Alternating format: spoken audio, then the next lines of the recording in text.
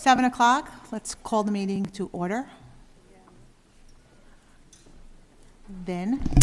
Good evening, everybody. Good evening. Roll call, Mr. Lolansky. Here. Mrs. Mendez. Here. Mr. Petruno. Here. Mrs. Piernick. Mrs. Rosado. Here. Mrs. Shrem. Am I on? Can you hear me? Oh. Yep. Here. And you touch it to shut it off if you want. Mrs. Seward. Here. Mrs. Strafasi. And Mrs. Amster. Here. Sunshine Law. Be advised that this meeting is being held in accordance with the Open Public Meetings Act, Chapter 231 PL 1975 Sunshine Law, and that adequate notice of the date, time, and agenda has been sent to the Asbury Park Press and has been posted and filed with the Marlboro Township Clerk. Copies have also been sent to each district, school, and other newspapers in accordance with the law. I'm not going to read in full, but will draw your attention to statement of videotaping a public portion of board meetings, public comment statement, and no smoking on school grounds. Can we all please stand for the Pledge of Allegiance?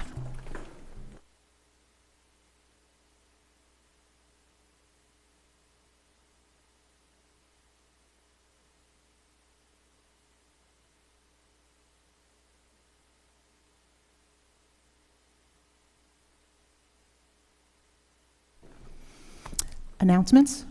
Dr. Hibbs, do you have anything? No, ma'am. Public comments?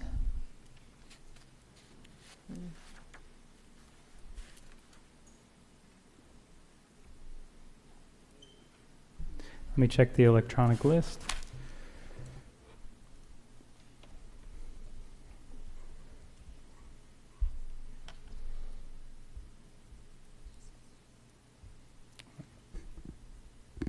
Okay.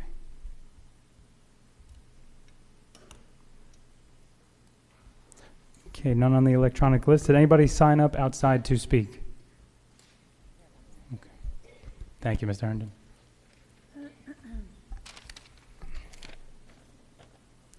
Okay, first up, Mrs. Christy Hutchings.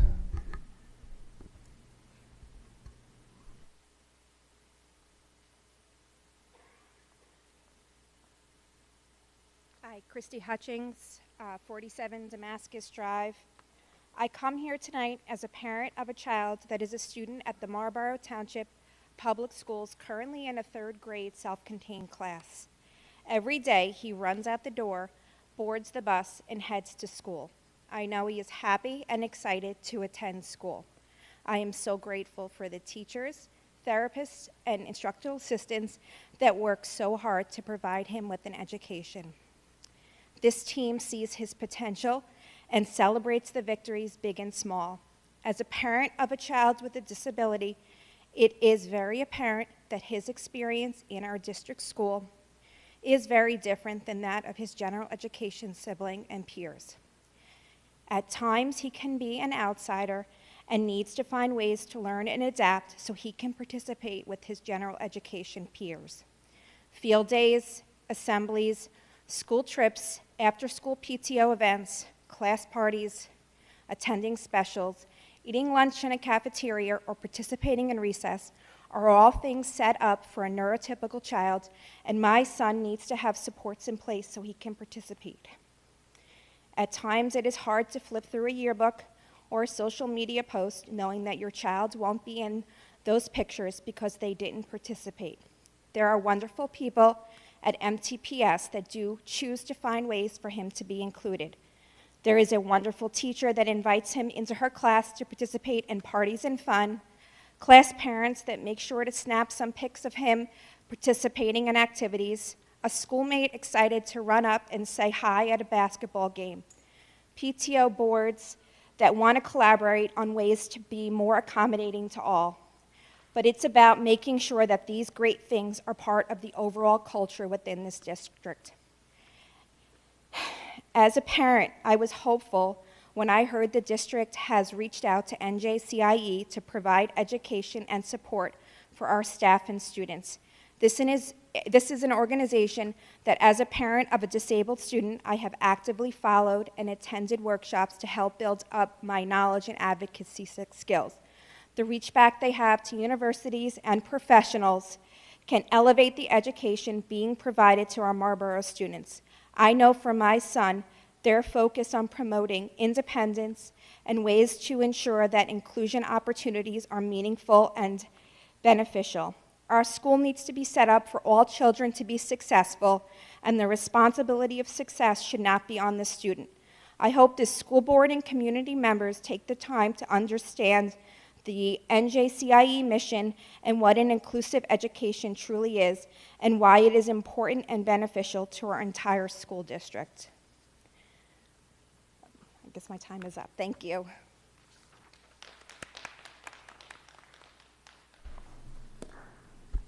Anybody?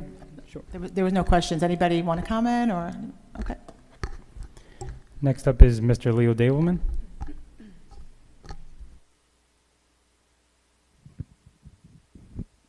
Leo Dableman, 51 Buttonwood Drive. Good afternoon, everybody. Great to see the full board in session today. I want to again just shout out to Christina for running a great meeting last time, short-handed, on short notice. It was a long, tough meeting, but great to see everybody here today. And I was just thinking today how important it is and how good it is that we have the board that we have, because on the agenda today, one small item is a merit qualification discussion. And I went back to the September 12th meeting notes to look at what exactly is the goal as written and adopted by the previous board over the strenuous objections of our current president, vice president, and of course, Mr. Patruno. And in the communication section, for example, there's objectives to implement board briefs and other methods of digital communication, as opposed to holding, for example, the superintendent accountable to actually making sense and having comments that hold together with logic. I understand, and I thank those who've educated me, that the board members are actually prohibited from evaluating anybody in public, so please don't take my comments as invitation to public discussion. Please only consider this for your private consideration when you're not here in this forum. But it is hugely important to make sure that the goals that you guys set for next year reflect things that are actually important to the community, and asking the superintendent to focus on something. And also, outside of merit pay, which is a relatively small component, there is a general issue of evaluating the performance of the superintendent and other members of the administration to the standards that you would expect any employee anywhere who works for you to follow. Please keep that in mind, and again, thank you guys for everything you do.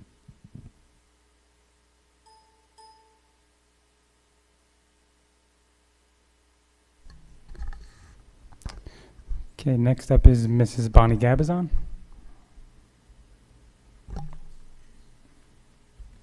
Good evening, Bonnie Gabazon, Marlboro, New Jersey.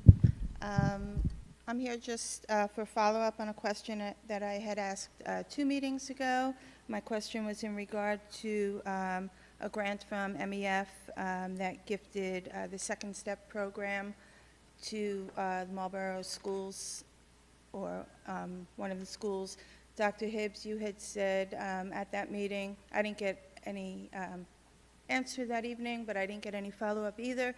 I believe at that meeting you said that you would pull that grant for the board to look at, and my question is in regard to what the actual program is. Well, I'm not going to reiterate the question, it was 2 months ago, but if you could follow up on that question to me personally, or I would ask the board, perhaps you did get that information, but I would just like to know a little more outcome on that. My second comment, just a general statement in regard to NJCIE. Obviously, inclusion should be at the forefront of special education. I can't speak personally to experience with that in the schools, but my question would be, why do we need to outsource something like that? We have professionals, we have Dr. Blair, we have professional special education teachers. I would imagine that with the wonderful staff that we do have in our schools and the professionals in that regard, why isn't that just something that we can build into our curriculum and practices? If I mean, I would find it hard to believe that it's not already, but if we are lacking in that department in some way, that calls for a need to outsource something like that, then perhaps it's something we can collaborate within the district. So for your consideration, I don't need an answer to that question, but for the board when they are considering their votes. Thank you.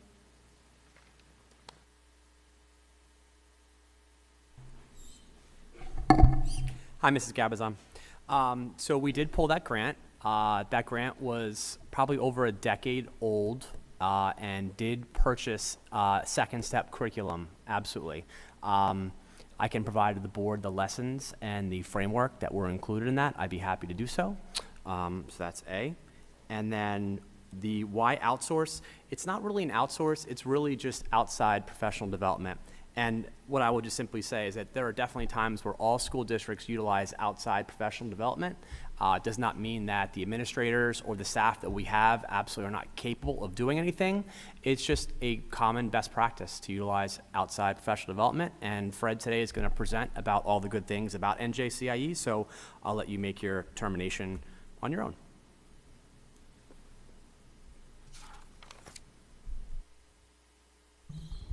Okay, next up is Mrs. Diana Grant.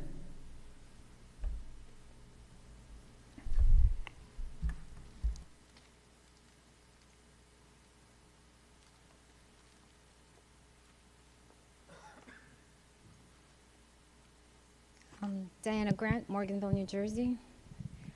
Good evening, members of the board. The purpose of district goals is to ensure a plan of action is created, monitored, and successfully implemented to fulfill the mission to provide all students with a quality education experience. Our Marlboro district goals state the following. The district schools shall offer a safe, disciplined environment conducive to learning. This district shall develop partnership with parents to establish the responsibilities for each to create and maintain a safe and healthy educational environment for all the pupils. It seems that our district is making and implementing policies that go against their own goals. District Policy 5756 focuses on student-centered approach, where the school district shall accept a student's gender identity and a parental consent is not required. There is no affirmative duty for any school district staff member to notify a student's parent of the student's gender identity or expression. The principal or designee should have an open but confidential discussion with the student to ascertain their student's preference on matters such as their chosen name, chosen pronouns to use, and their parental communication. Where is the district's parents' partnership in this policy? Furthermore, District Policy 5756 outlines the use of facilities in the schools. The school district shall allow a transgender student to use a restroom or locker room based on the student's gender identity. Where is the safe, disciplined environment conducting to learning in this policy? When my daughter is afraid to go to the bathroom and doesn't go to the bathroom the whole entire school day because she's afraid that there could be a boy in there. Where is the safe environment where daughters are stripped of their privacy? Why is our district creating policies that go against their own goals and beliefs and creating situations that violates our children's safety and can cause great harm to the pupils that you are supposed to be keeping safe? Thank you.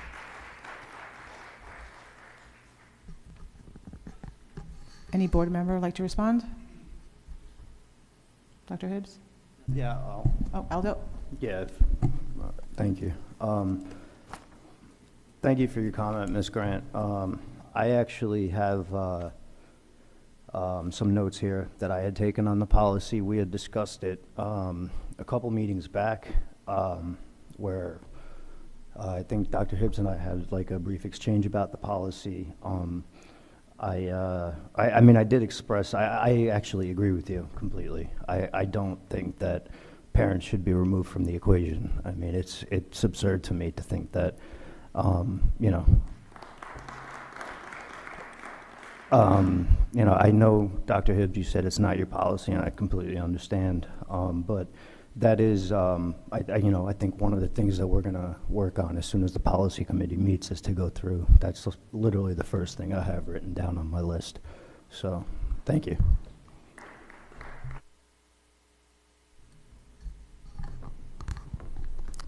Okay, next up is Mr. Moshe Grant. Second, okay. Next up, Mr. Steve Friedman.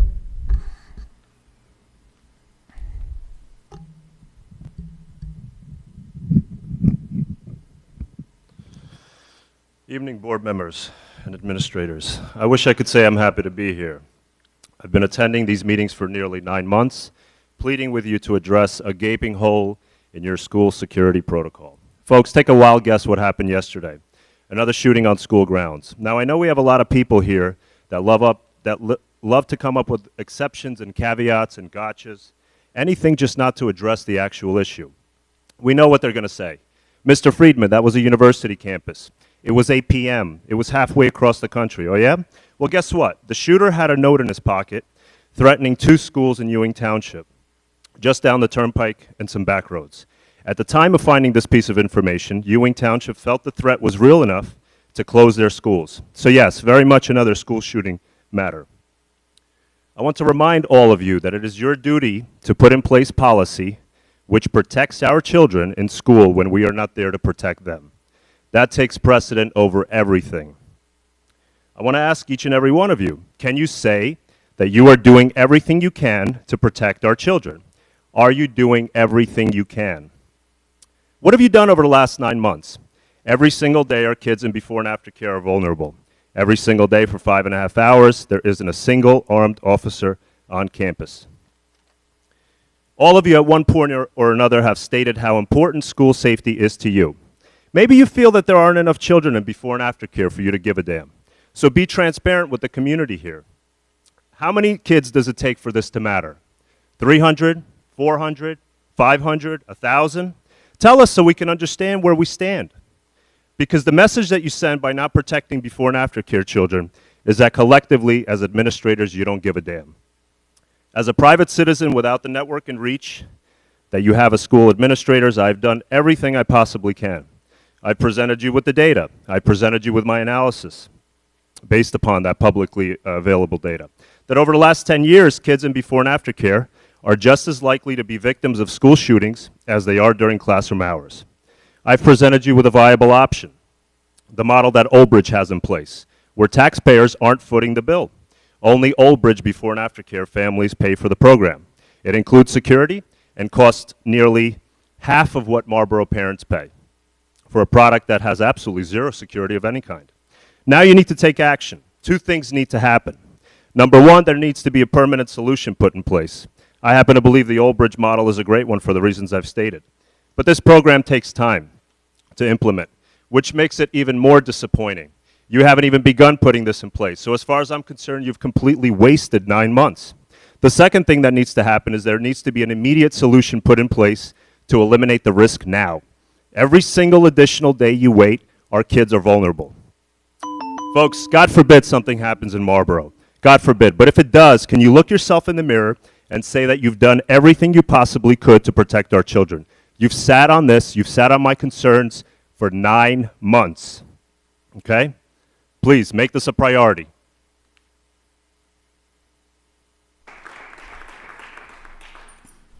Michael? Mr. Freeman, so again, I can't speak for the past 9 months because I was not on the board for the past 9 months, but I can tell you that it will be brought up again. I have not been in executive session yet. I still need to get caught up. New members need to get caught up on where we are on security. We haven't had an exec yet. We're having one tonight. I will tell you that I personally would like to see it back on the agenda of the safety committee again and start from scratch. And I'll be happy to listen to your recommendations as well as everybody else's recommendations. And like we did the first time we put police in the school. We looked at it all different angles, had all different plans, and came up with a plan that worked. So, yes, well, I plan to look at it again.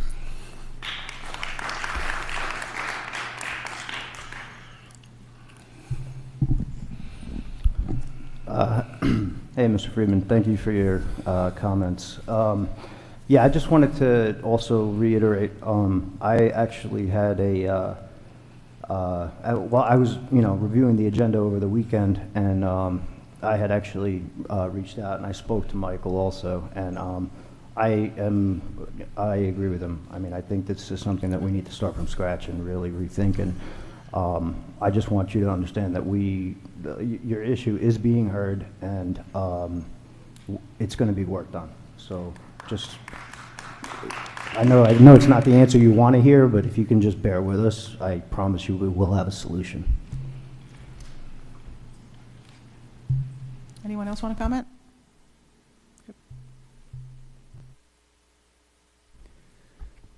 Next up is Jenna Gioki. Sorry if I mispronounced that.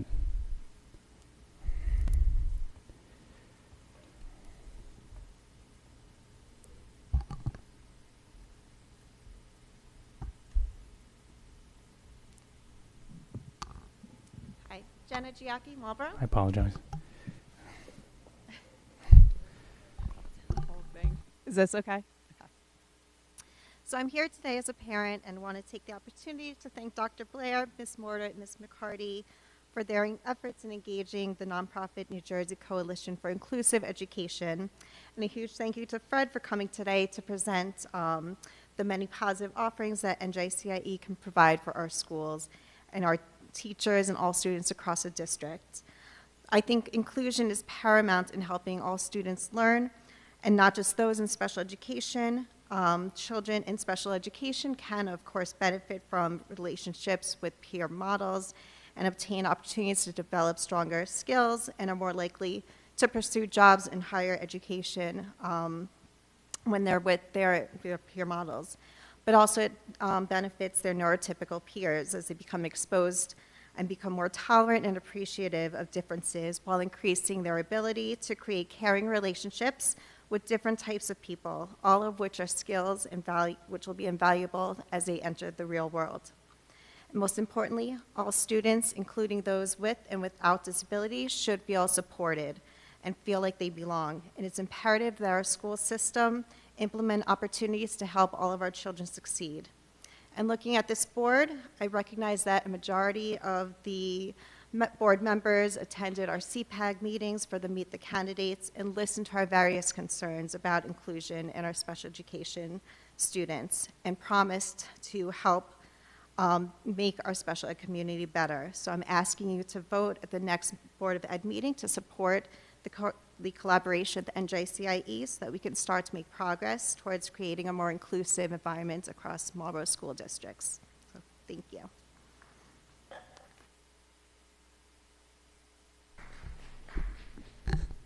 Christina? Sorry, I just had a question for you. Thank you so much for your comments. I have not attended the CPAG meetings, but you and Ms. Hutchings seem to know a lot about NJCIE, and I was just wondering how you have experience with them and how you know that they're a reputable company that would be a good fit for this district. Sure. And just to clarify, I was referring to the Meet the Candidates nights, which a lot of the candidates did attend that CPAG meeting. And I mean, we've had meetings with NJCIE. They've come and represented it, talked about inclusion, and just they're well known, and also across their website and looking them up. So I don't know if Christy also, Christy probably has a little bit more.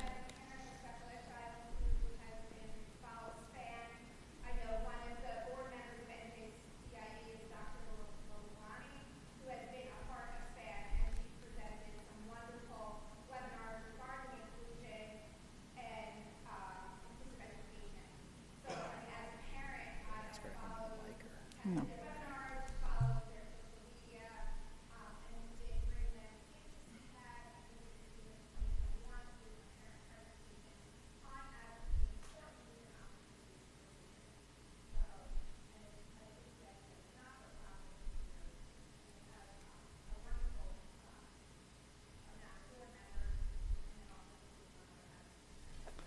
Yeah, no, I definitely know about them from the website. It sounded like you had like some more experience of it, the way that you were speaking so passionately, so I just wanted to see if you had any other insight.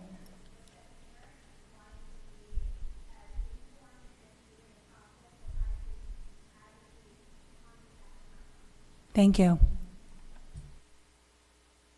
I'd like to add to that too, sorry, if you want to go first. Yeah.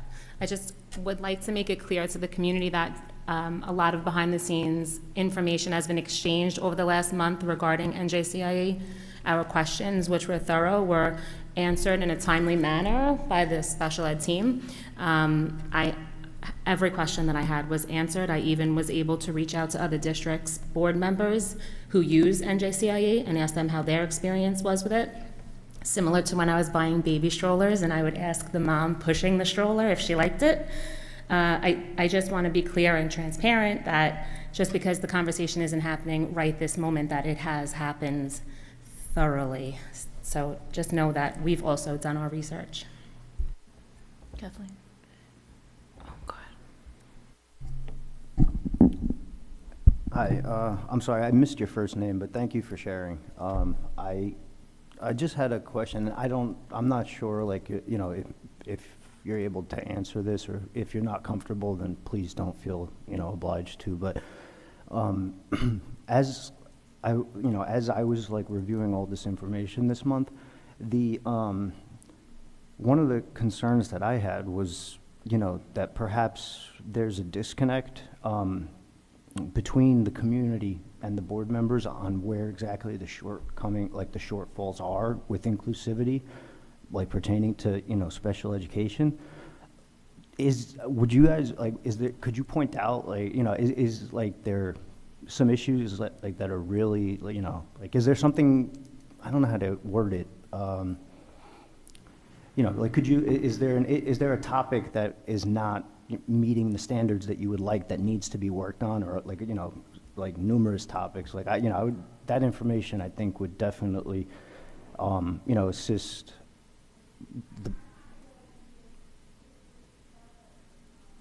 right, no,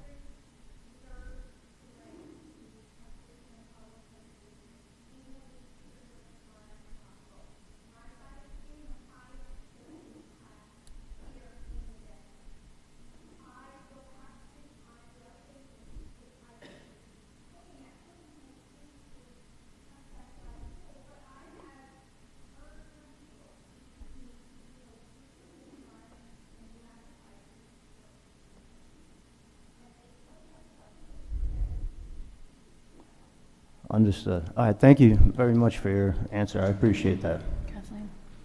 Kathleen, I'm sorry, I just had a couple of comments, and I'll save them, some questions for when you actually present, which I'm looking forward to. But I'm also a special education mother with a child with an IEP, so inclusion for my child and for all of yours is really important to me as well. So I did have a variety of questions. I think where I struggle a bit is that the decision, it looks like prior conversations were had or presented to other members, but then you're presenting to the board this evening, and then we're asked to make a decision this evening. And so I would have liked the ability to maybe have that presentation a few meetings prior to a decision being made so that we can have some other discussions. So I do have a variety of questions, and I'm looking forward to the presentation, but I do want all of you to know that it is really important to me that our children feel included. I just want to know more about what we're spending the money on and the different phases of this program, because it looks like multiple phases, that it looks like it stops at some point. There's a steering committee and all of these other things that, without it rolling out properly, is the piece where I'm concerned with the implementation and execution of the program. this is one of the most important topics, but the implementation, execution, and sustainability is the piece I need to make sure for me when I'm voting that that's gonna all pan out, that's all. But thank you, and I'm with you, I hear you.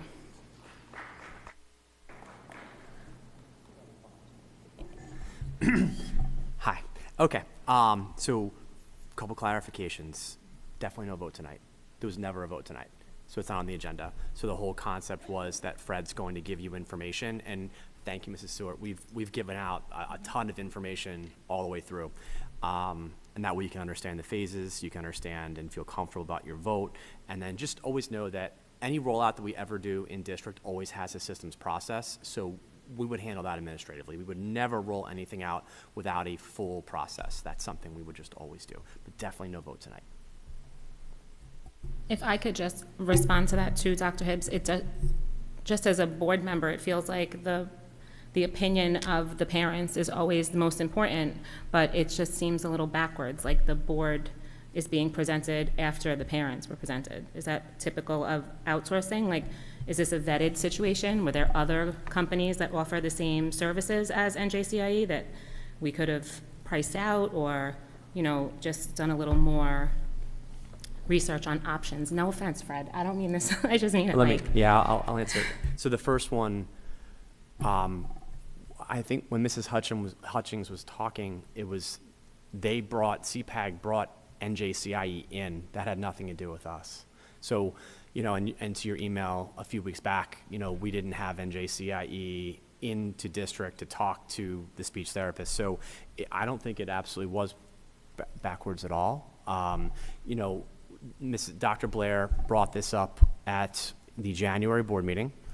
There was the request for more information, so we lined Fred up to come in and talk. Sometimes, not sometimes, our job is to always put forth what we think is the best recommendation to you.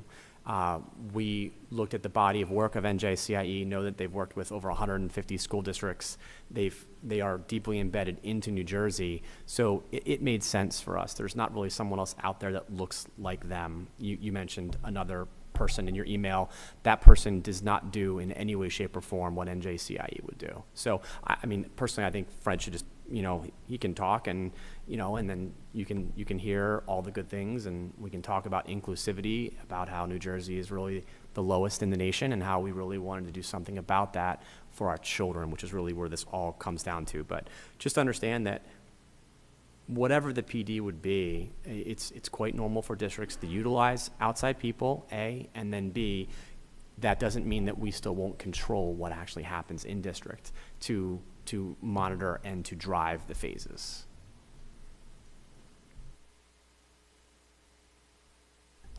Okay, Mrs. Carrie Jankowski would like to speak.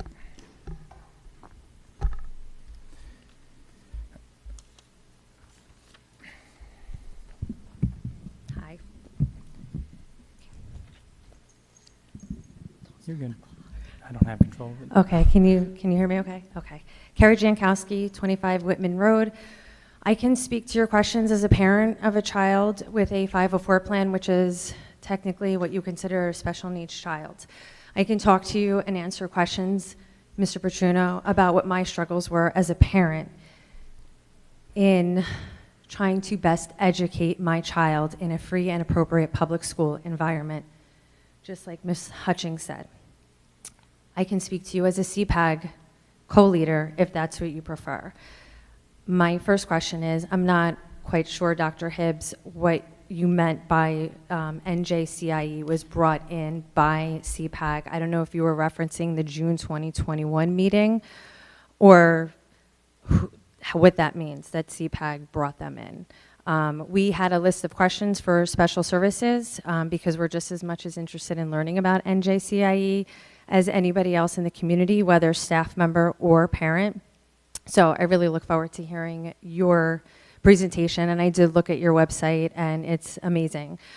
Without getting into particular points, CPAG does believe that there's a lot of work to be made in special education it's just an ongoing fluid environment. So I am not pointing any fingers. I am not saying that MTPS is failing purposely. We've had many open communication and dialogues with special services, and to be quite fair and honest, they have always been receptive and deeply appreciate that. Like I said, I can tell you as a mom what the difficulty is. Some of it is implementing 504 plans and IEPs, okay? And I'm going to say that it is not easy to be a teacher. We have phenomenal teachers sitting in the back row that I've had the amazing joy to experience as a parent. It's not easy to get up every day, and it's certainly not easy to be a special educator because IEPs are different. It is multitasking like you would never believe, and it's hard. And there's always improvements to be made. But I'm also not going to pretend to be in your shoes. So I'm going to basically relate this as a triage. When you go into an emergency room, you would think that everybody in there is there for an emergency, but they have a triage because it's up to people to make the appropriate decision on who is a priority and who is not. You just heard from a gentleman who said security is a priority. You would probably hear from a sports parent who said the fields need to be redone and umpires need to be hired because they're banking on their child having a sports scholarship. You could hear from people in related arts who believe their child's going to grow up to be an artist and we need to focus money and pour it into the arts program. And I'm not diminishing any of them. I stand before you as a parent of a special education child and tell you I would not mind if you poured $33,000 plus into my child. But it's your job to triage. It's your job to say who goes to the front of the line and prioritizes. I don't see what you see behind closed doors. I don't see your budget. I don't see what you talk about in executive session. So I'm going to make the choice as an adult that if you choose not to hire NJCI, you're not choosing to go against my child. Although I'd be upset if there was a $35,000 vending machine in the board office, which I don't believe there would be. But it's your job to triage.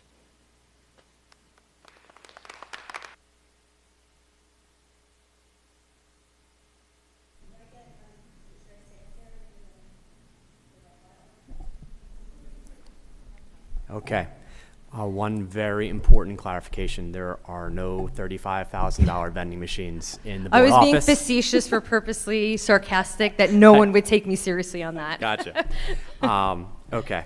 When you mentioned that CPAG was brought in, I was referencing, I'm sorry, I'm pointing to Christy, because I think that she had referenced and sent an email to the board that NJCI had presented in the past. Right, at a CPAG parent meeting. I Yes. just wanted to clarify that CPAG did not bring NJCIE into the picture and say, Yeah. this is what we want. Yeah, I did not We're say looking for leadership, we're looking for help and support, but we did not name anybody and push an agenda.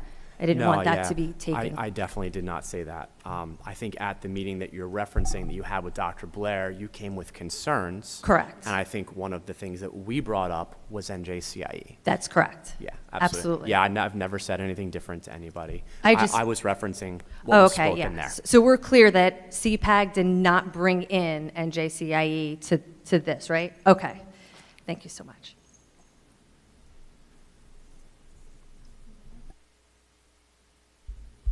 Mrs. Bono?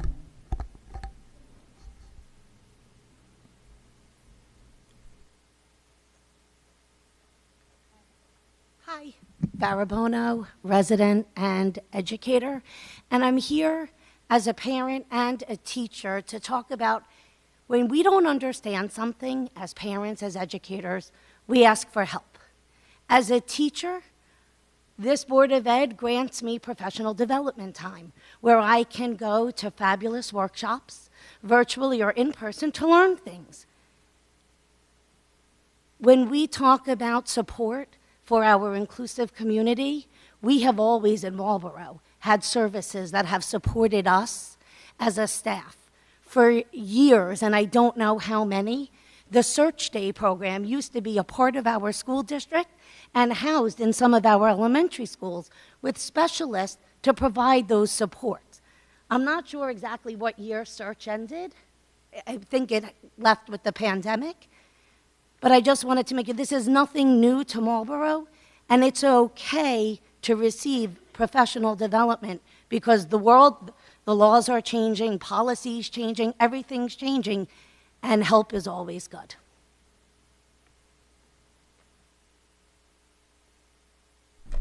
Wait, don't leave. I have a question. Come back, come back, come back. Just to directly address the question about professional development, one of my concerns with my vote being considered is that the staff be compensated for their training time that they spend with NJCIA. In your past experiences, have your colleagues been willing to attend staff development days? Yes, they have. They've been willing. A lot of times we'll receive what I don't know the correct terminology, if it's compensation time during the day, but if it happens during the school day, we're provided a sub to come into our classroom so we can go. If it happens outside of school hours, yes, staff have. Actually, just last week on February 2nd, 3rd, and 4th, I went to professional development for Gifted and Thriving, ironically. It was a Thursday, Friday, Saturday workshop that started at 9 and actually went through till 8 p.m. at night. And we were able to choose the sessions, but yes, there were 5, myself and 4 other colleagues attended that during school time as well as outside of school hours. So I can't speak for, the whole 700 staff or 653 in the district, but this is a very devoted staff and people are willing. I just think that we're also in a climate where some professionals are checked out, for lack of a better term. So I just want to know, what the incentive would be to attend the training. I agree with you, and when it is initiated from within the staff, when we are there asking for support, we want the help. Ms. Bono, I'm sorry, I had another question. Sure, Ms. Mendez. Just 2 things. One is professional development is really important. There are actually some organizations, which I agree with you, that require both a mix of internal and external, just because they like other opinions. And so I appreciate your thought on that. But you had mentioned something about this search type thing that sounded really cool. The Search Day program. Can you tell me what that was?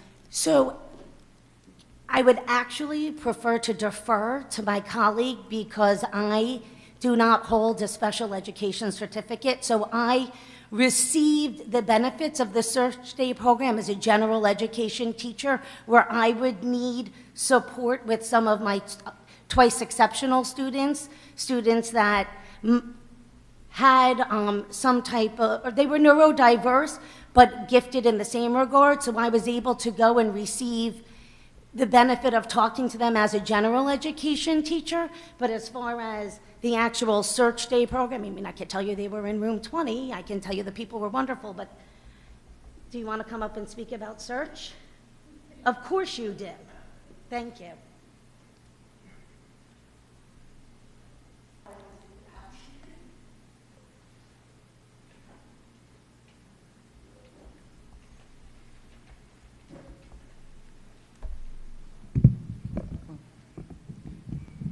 Good evening. Megan Fitzsimmons, Wesley Avenue, Atlantic Highlands. I am a social worker on the Child Study Team at the Early Learning Center, the David C. Abbott Early Learning Center. I've been in the district for over 19 years. The Search program started at the Early Learning Center. For those of you who remember Mrs. Arabia, the previous principal, there was a program that was put together where they actually opened a classroom in the Early Learning Center, and then I think those children moved on. That classroom moved on to the elementary schools. So it was an opportunity for students who may otherwise be going out of district for special education schools to remain in district, and then also being able to participate in the larger school community. So it was a great program. For many years, they did offer support for all of our classrooms that utilize ABA. They helped with the programs, they helped with behaviors. Those supports have been changed over the years, and now we have BCBAs that we have on consult, not on consult. They're able to consult, but they're district employees. So the need for outside consultants, Dr. Blair can correct me if I'm misspeaking, we've changed the approach, and I think it's working great. What I can say is that we've always had outside consultants, or at least since I've been here, to assist with inclusion services. What I like, or at least what I know about this program, is that this is going to reach a greater part of the school community and more schools. Previously, it had been more for like in-class resource classrooms. I case managed the preschool program and the ICR classes, and we had great consultants, and the teachers are still utilizing the techniques that they learned from consultants on this area. And I think it's a great idea. I'm a little biased just because I think it will be a great benefit to the students that I work with, but I'm looking forward to hopefully getting that back. I think a lot of this stuff kind of like everything else during the pandemic, you know, we kind of lost a lot of the resources because we weren't in school. So we do need to provide resources in this area. And in the past, for professional development, we have pro days coming, like we have one coming up on Friday. I've attended some great ones on the area of inclusion, and we were also able to brainstorm at those with the presenters to kind of problem solve some issues we used to have. And then a lot of our teachers are also given the opportunity to attend, they're given release time to attend programs on ways to enhance inclusion. So it's something we're all for. So, Thank you so much. Mm-hmm. Thank you.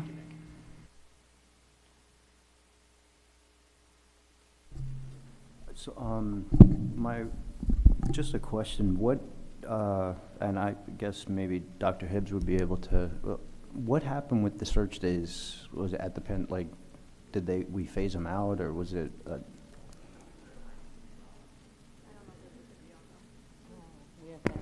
Oh, thank you. So I think what Farah and Megan were talking about is kind of comparison. So Search Day is an out-of-district school that we actually send our students to, mainly who have severe disabilities such as autism.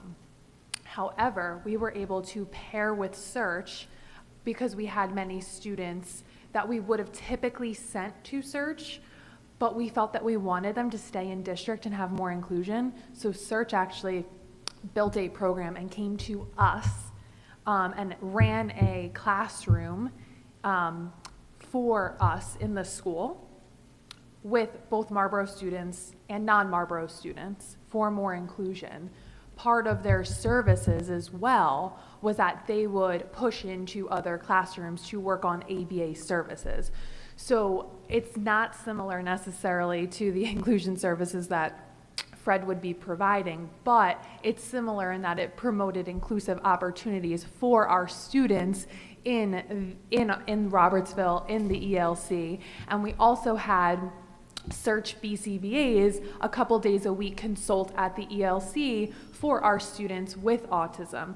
We were able to phase that out for two reasons. That classroom of students graduated, so they moved on. So we no longer had that classroom and we didn't bring it back. The BCBAs themselves were only here for about 2 days a week, and in consulting with our CST, we felt it was better to have in-district BCBAs who are able to be here 5 days a week for various crises, but also to consult every single day with our teachers, with our staff, provide training at home, and the model's been working really well. But in comparing kind of that small area of professional development made such a large impact to what we're saying NGCIE could do on a huge systemic level for all students, not just students with autism, which Search focused mainly on students with autism. What was the do you know what the cost was offhand for the Search program? I could look, but it definitely was in the hundreds. I missed what you said. What was it? Oh, I said they're expensive. Okay. Yeah, I can look, but they definitely were in the hundreds. That's not something we would have at I wouldn't handy, have but on hand. We could certainly pull that for you, but it wasn't just as simple as us wanting to keep it. It was also, I think, Search wanted to. They wanted to leave because Yeah. the students were graduating, Yeah. and we felt that we no longer needed their consulting services as we had BCBAs that were now in-house and could be here every single day. And Search mainly focused on students with autism, where our BCBAs focus on all students with behavioral disabilities. Okay, so they were providing the BCBA's previously, and then we incorporated into our own staff, and the kids that were in the program graduated Correct. to other classes. Was there, I mean, did we have incoming kids that would have been able to fill the class, or no?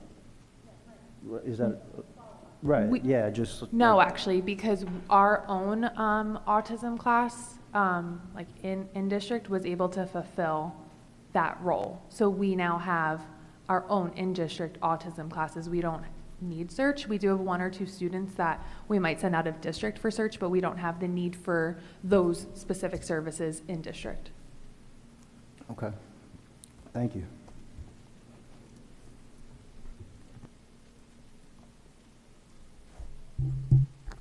That is it for public comment on my list. Harassment, intimidation, bullying, HIB report, January 11th, 2023 to February 7th, 2023. Dr. Hibbs? 6 incidents, Madam President, between January 11th and February 7th. Okay, thank you. Susie, do you want to read approval of minutes?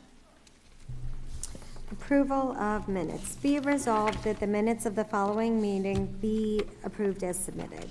December 20th, 2022, regular. I so move. Do I have a second? Jessica? Any discussion on that? Okay, then roll call, please. Mrs. Rosado? Yes. Mrs. Seward? Yes. Mr. Lolansky? Abstain. Mrs. Mendez? Yes. Mr. Petruno? Yes. Mrs. Piernick? Yes. Mrs. Shrem? Yes. And Mrs. Amster? Yes. Just to clarify this, sorry, the board members that were not on the Yes. board at the We time? abstain. I abstain. Should abstain. Exactly. Did you have enough to carry that? Yeah, so 2 abstentions and then 6 yeses. Okay, perfect. 3 abstentions. Oh, 3 abstentions and 5 yeses. Okay, we're going to move to the presentations. We're going to do the NJCIE presentation before the budget presentations. So.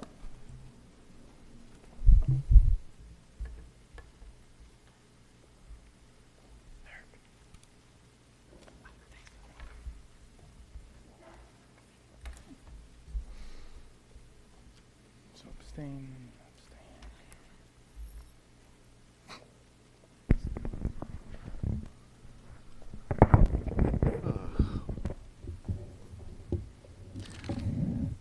One second.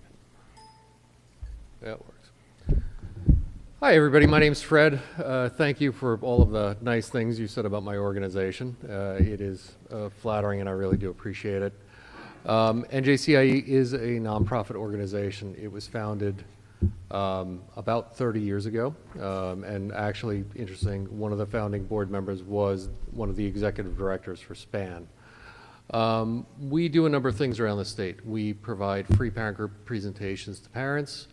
We do individual student consultation around students with significant academic or behavioral support needs. We provide professional development and training to schools. And then for districts, we provide offerings around system-wide change or transformation. We host 2 annual conferences each year. One was in outside of Cherry Hill in December. The next one is June 9th in Montclair State University. We run an NJCIE honors program to identify great advocates for inclusive education around the state. We have a student poster contest, and in 2019 we entered into a multi-year grant agreement called the NJIETA project with the Department of Education and Montclair State University's Center for Autism and Early Childhood Mental Health. In an average year, we provide support to about 150 school districts across the state. Some of that will be through grant funding, some will be fee for service. It really depends on what the district's support needs are. It can be anything from a one-day PD to, again, multi-year systems change. It really just depends. When I'm doing this, and I just want to make clear, I'm not really here to sell a contract. I'm not really here for a $30,000 contract. Great, that's wonderful. What I'm here to talk about is inclusive education, and hopefully we can come away from this meeting with people believing that inclusive education is the right way to go for Marlboro Township schools. That's more important than the rest of it. So I'm going to talk a bit about inclusive education as opposed to necessarily an agreement first. So whenever I'm doing a presentation in a school for parents or in educators, I like to bring special education back to the core of it. In the New Jersey Administrative Code, special education is designed, it means specially designed instruction at no cost to the parents to meet the unique needs of a child with a disability. It's not about a person or a place or a classroom. It is about tailoring the instruction and the behavioral support to the needs of the individual student. And when we talk about inclusive education, we're talking about providing supports for students in general education classrooms with an array of services, ranging from simple curricular or instructional modifications all the way to in-class resource programs or some combination of all of those. When we talk about inclusive education again, we're also talking about, or if I was going to put a number on it, the LRE statement would say 80% of the day or more, a student with disabilities spends in general education classrooms with general education peers. That's what we're talking about from a numerical standpoint when we're talking about inclusive education. Support through inclusive education can be a student with a disability in a general education class with or without a paraprofessional. It could be in a general education class with consultation from a special ed teacher, related service provider, CST member, or it could be in a general education class with co-teaching or in-class resource support. Ideally, you would want to have supplemental or wraparound instruction through tiered interventions or supplemental instructional programs, and of course additional services would be provided as well. We have other numerical categories, 40 to 79% of the day, which is typically pull-out resource classrooms, less than 40% of the day, which are typically self-contained classrooms, and then out-of-district placements. And it sounded like that search program was actually an out-of-district program inside the district. So there's a lot of different things that could happen here, but most of the work we do is focused here. Now, I know one of the things that comes up when we talk about inclusive education or systemic change around inclusive education is the idea that suddenly we're going to cancel all the programs, throw everybody in a gen ed, and walk away. That's not what we're talking about. When we're talking about an inclusive ed project in a district, it's identifying what the district's goals are and working towards those. So I may come by and say, yeah, we can include everybody given enough time and training and everything like that, but that may not be the district's goal. The district's goal may be, well, we want to really shoot for getting like 75% of the kids included, which is a realistic number for a school in New Jersey. So we're not pushing our agenda as far as what the outcome should be. We're working with the district to shape the goal for the district. And I think that a lot of times when people hear inclusive education, they immediately think we're going to close all the self-contained classrooms, we're going to close all the pull-out resource classrooms, and we're just going to have one model. That's not what we're talking about. So nationally, the push for inclusive education has been going on for many, many years. Back in the 1990s, that top line, only about 35% of students with disabilities across the country were included 80% of the day or more. Because there have been pushes for inclusive education across the country, based on the research, based on what we were learning, the inclusion rate across the country has continued to rise. So right now in 2022, the inclusion rate across the country is about 65%. So about 65% of students across the country are included in general education classrooms. New Jersey is the lowest performer of all of the states in the country. We include the least number of percentage of students out of any other state. Our inclusion rate is currently 44.6. And I believe last time I checked, Marlboro's inclusion rate was below the state average. So across the country, 39 states include 60% or more of their students, 47 states include 50% or more of their students, and only 2 states include less than 50% of their students, Hawaii and New Jersey. However, by this time next year, Hawaii will be out of that category. One of the things I also hear is, well, we are the greatest state in the country for public education. We are number 1. Well, doesn't that mean we're doing it right? So according to U.S. News and World Reports, the list on the left is the top 10 states for public education, New Jersey being number 1. If you put the inclusion rate next to those states on the right, you'll kind of notice that New Jersey is the outlier in that top 10. That where everybody else is at the lowest point, 57%, the high is 76, 78%. In fact, when you take New Jersey out of the equation, the average inclusion rate for the other top 9 states is 68%. This is what it looks like on an average breakdown using comparable states, Virginia and Connecticut. I also put Maryland in there because they also did an inclusive ed push many years ago. So Virginia includes 64% of its students, so does Connecticut, and the U.S. average is 65. We put more students in pull-out resource and more students in self-contained classrooms and out of district than those comparable states. Connecticut is very like us socioeconomically, and Virginia has, oddly enough, almost the exact same number of people in the state. So over time, everybody's inclusion rates have risen except one state's. Connecticut has risen through the years to 68%. Maryland has gone from 43 to 70%. Virginia has gone from 37 to 68%. And again, the U.S. average is around 65%. So some more local data. 80% of the day or more, Marlboro, 46%, right in line with the state average.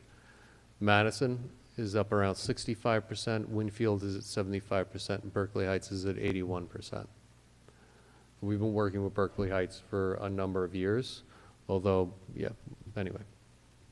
So you'll see that the numbers of students in pull-out resource are significantly different.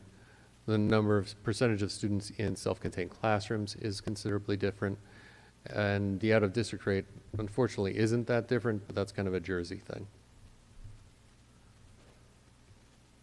So one of the big pushes for inclusive education is on student outcomes. The research has been pretty strong for the last 40 years that students educated in inclusive settings have better post-secondary outcomes. When we take a look at inclusion rates in some districts versus post-secondary outcomes and graduation rates, so for example, Berkeley Heights includes 81% of their students. They still have pull-out resource classrooms and they still have self-contained classrooms. The graduation rate for students with disabilities after 5 years is 97%, and the percentage of students in post-secondary education or training 16 months after graduating is 95%.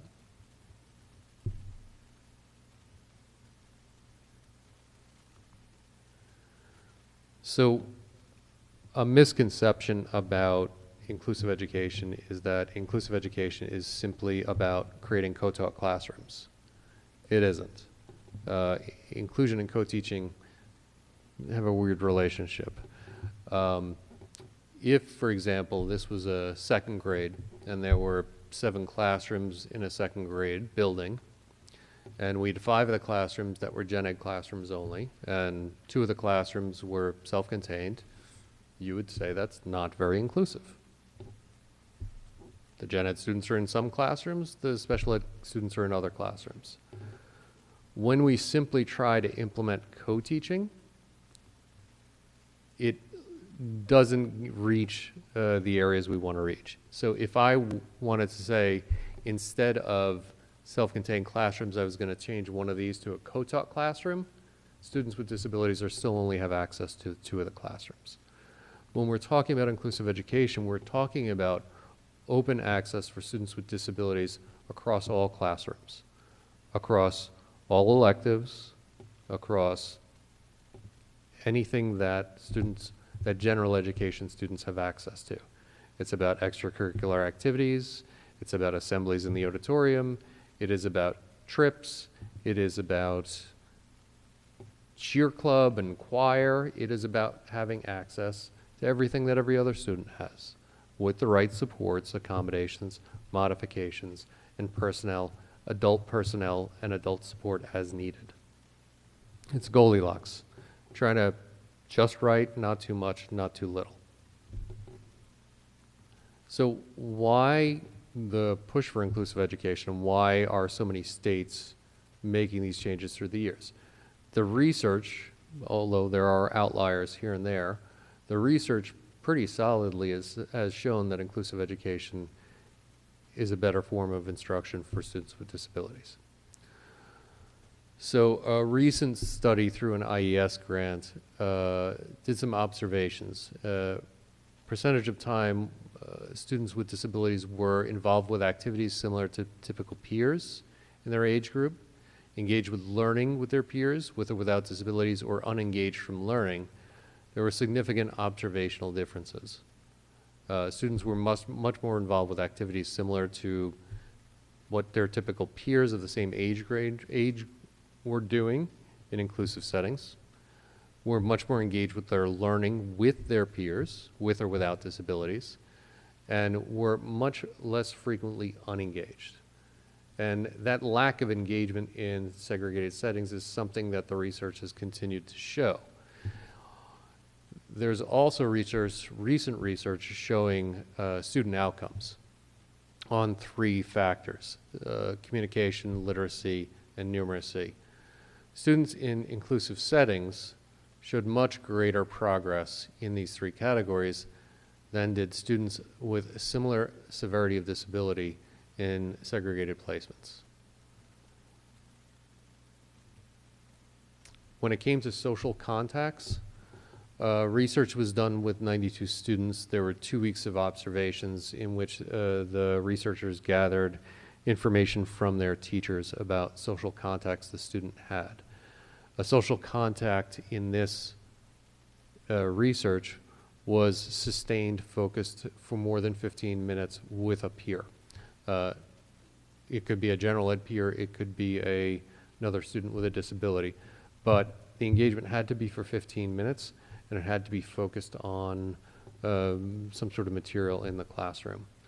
What they found was over the course of 2 weeks, students were twice as likely to have social contacts in inclusive settings than they were in out-of-district or self-contained settings.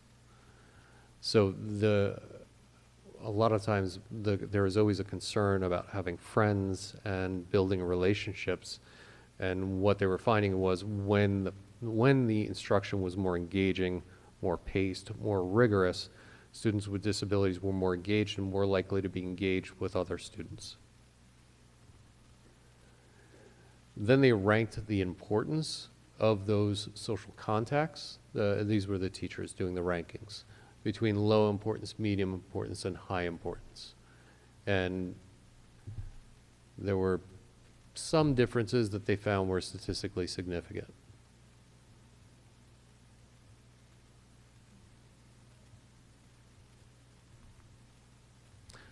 So I have copies of all those research papers here. I didn't know how many people were coming, so I only made about 10 copies of each.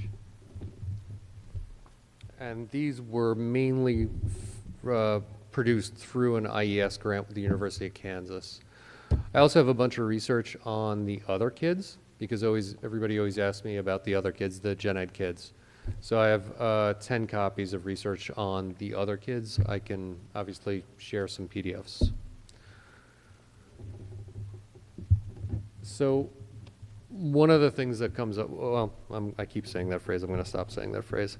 When we work with schools around a systemic change process, it is a multifaceted change process to support more inclusive practices system-wide. So it's looking at each school's strengths, capabilities, and really, to a certain extent, working off from a strength-based approach over a multi-year timeline. Using implementation science as the guideline, we have developed a systemic change process that covers 5 phases, and this is a very similar phase breakdown to other systemic reform efforts. Phase 1, which is really to a certain extent a needs assessment, data gathering, and starting to draft a action plan. Phase 2 is the initial installation. This is starting to build out the infrastructure for change on a longer term. This is a lot of training and support. This is starting to look at student placements, starting to look at staffing availability, building up skills. Phase 3 is actually when things start moving, when changes are implemented and progress monitored, and the plan to continue to expand the use of placement services happens. Phase 4 is kind of when you're starting to reach full implementation. This is a little bit down the road. This is after working at it for a bit, working out the kinks, identifying what else you need to do to make it long-term and sustainable. And then phase 5 is sustainability. So really planning for the departure of any external support providers and the district continuing on the path on its own. Now, the phases aren't years. They aren't necessarily year connected. The phases take as long as the district takes to get through them. Now, you've got a pretty talented administrative team, so I'm pretty certain phase 1 and phase 2 will happen pretty quickly. But you know, there is a lot involved, and it does take time. This is kind of a blown out view of kind of some of the activities that go on in each phase. And I think I'll stop for a moment, see if there's anybody has any questions. Yep. Oh, just shout her out.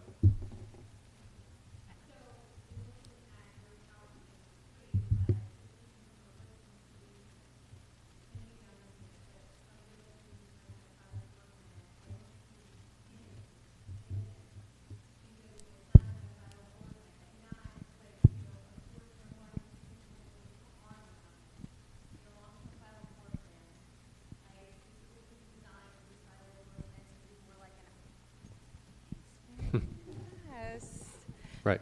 Enjoy him so much. So his 504 plan almost read like an IEP. And just, if you don't know, a general education teacher is responsible for implementing a 504 plan. A general education teacher did not go to school for special education, nor do they have that degree. And in this age of inclusivity, they find themselves having to really take on that role. Correct? So, and I don't blame them for asking, how do I do this? And I can tell you I was frustrated with, why is it not being done? So in the plan, I don't see help for my son because all of your models were gen ed with a para, gen ed inclusion, gen ed with pullout. My son was gen ed, everything put on the gen ed, and he fell short. So where is that going to be met through NJCIE? So the code allows for a gen ed classroom with or without a para, and the special ed code also says that unless otherwise specified in the IEP, the general ed teacher is the primary instructional leader for the student with a disability, even though they have an IEP. So the code does state that is the general education teacher's prime responsibility, but the fact that your student has a 504 doesn't differentiate him from a student with an IEP. When we're talking about inclusion and when we're talking about preparing classrooms and teachers for inclusion, it's preparing for exactly that situation. It's working with the general ed teacher to understand how to implement the accommodations necessary to allow the student to succeed, but it's also creating other avenues of intervention. So situations like that might call for intervention time somewhere in the student's day to hit skills that the student that aren't being trained in the general education class. It's about flexibility and problem solving and identifying where we're doing well and where we're not, and responding to where we're not. So as whoever the coach is that's assigned to MTPS, that's something that they can target and work with. Like those classrooms won't be overlooked, correct? Correct. It's full system. I had a question. So, Dr. Blair, currently, in a situation within our district, are we saying then that students that are in a 12-to-1 or 12-to-1 class are not having the opportunity to intermingle with typical students? There are times that we feel that students in self-contained classes could be included more. Do we meet their IEPs? So Mr. Lewanski had asked about compliance. Do we currently meet their mandated IEPs? Yes. So we are in compliance with their IEPs. But do we feel that our students who are in self-contained classes could be included more in the community? Absolutely.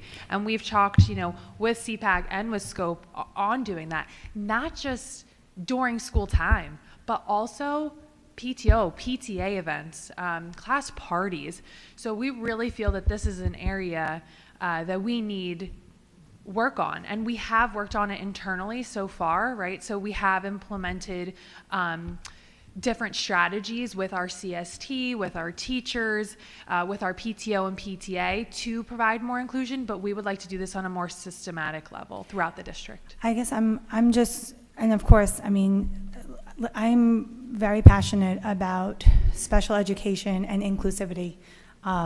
Again, I have a child with special needs. I teach special education, so I'm very passionate about it. I guess I'm confused because, again, I don't work in New Jersey, I work in New York, but in my school, let's say in 6th grade, I have my 12-to-1 students.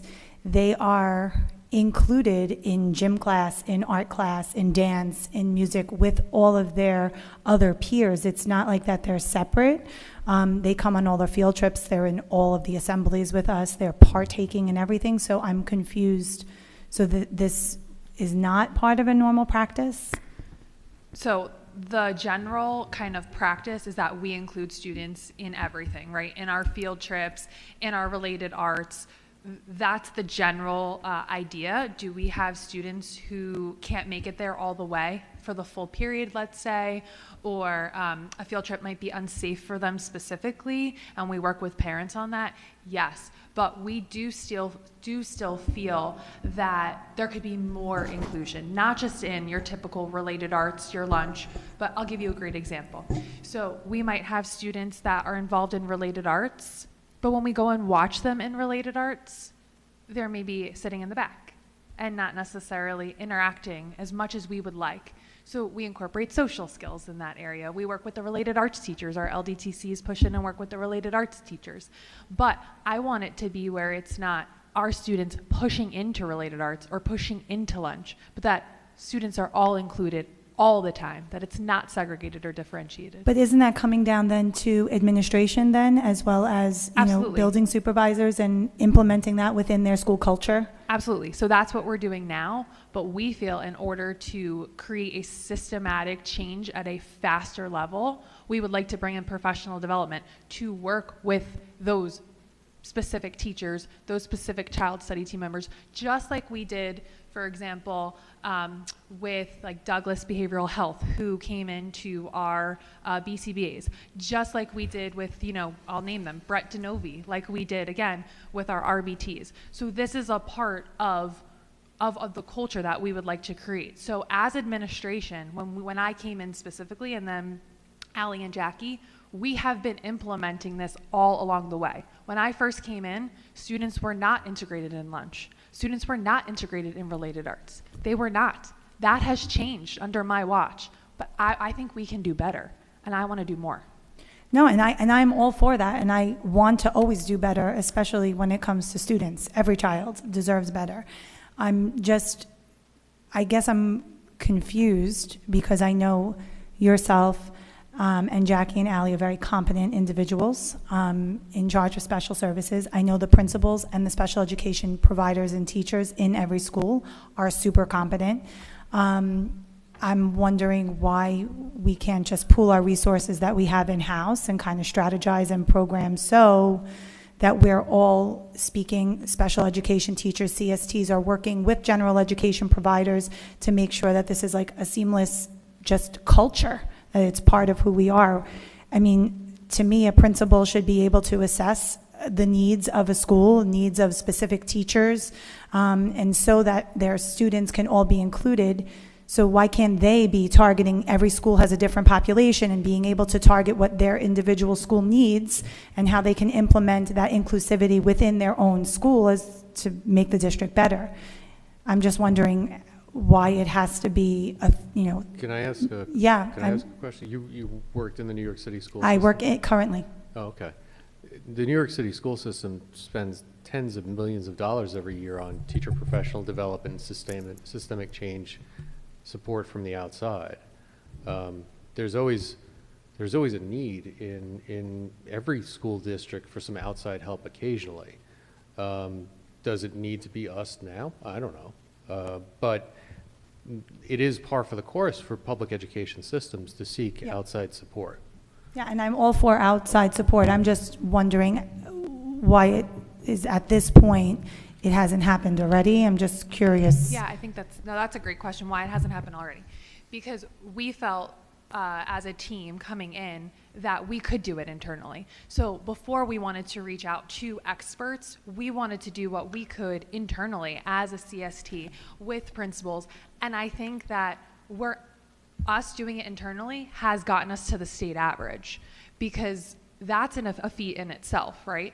So internally, there are many steps that we have taken as a child study team with general education teachers as a culture to create this kind of inclusive environment. But at the same time, we would like to reach out to what we call those specific experts. So a great example would be, you know, I'm not a BCBA.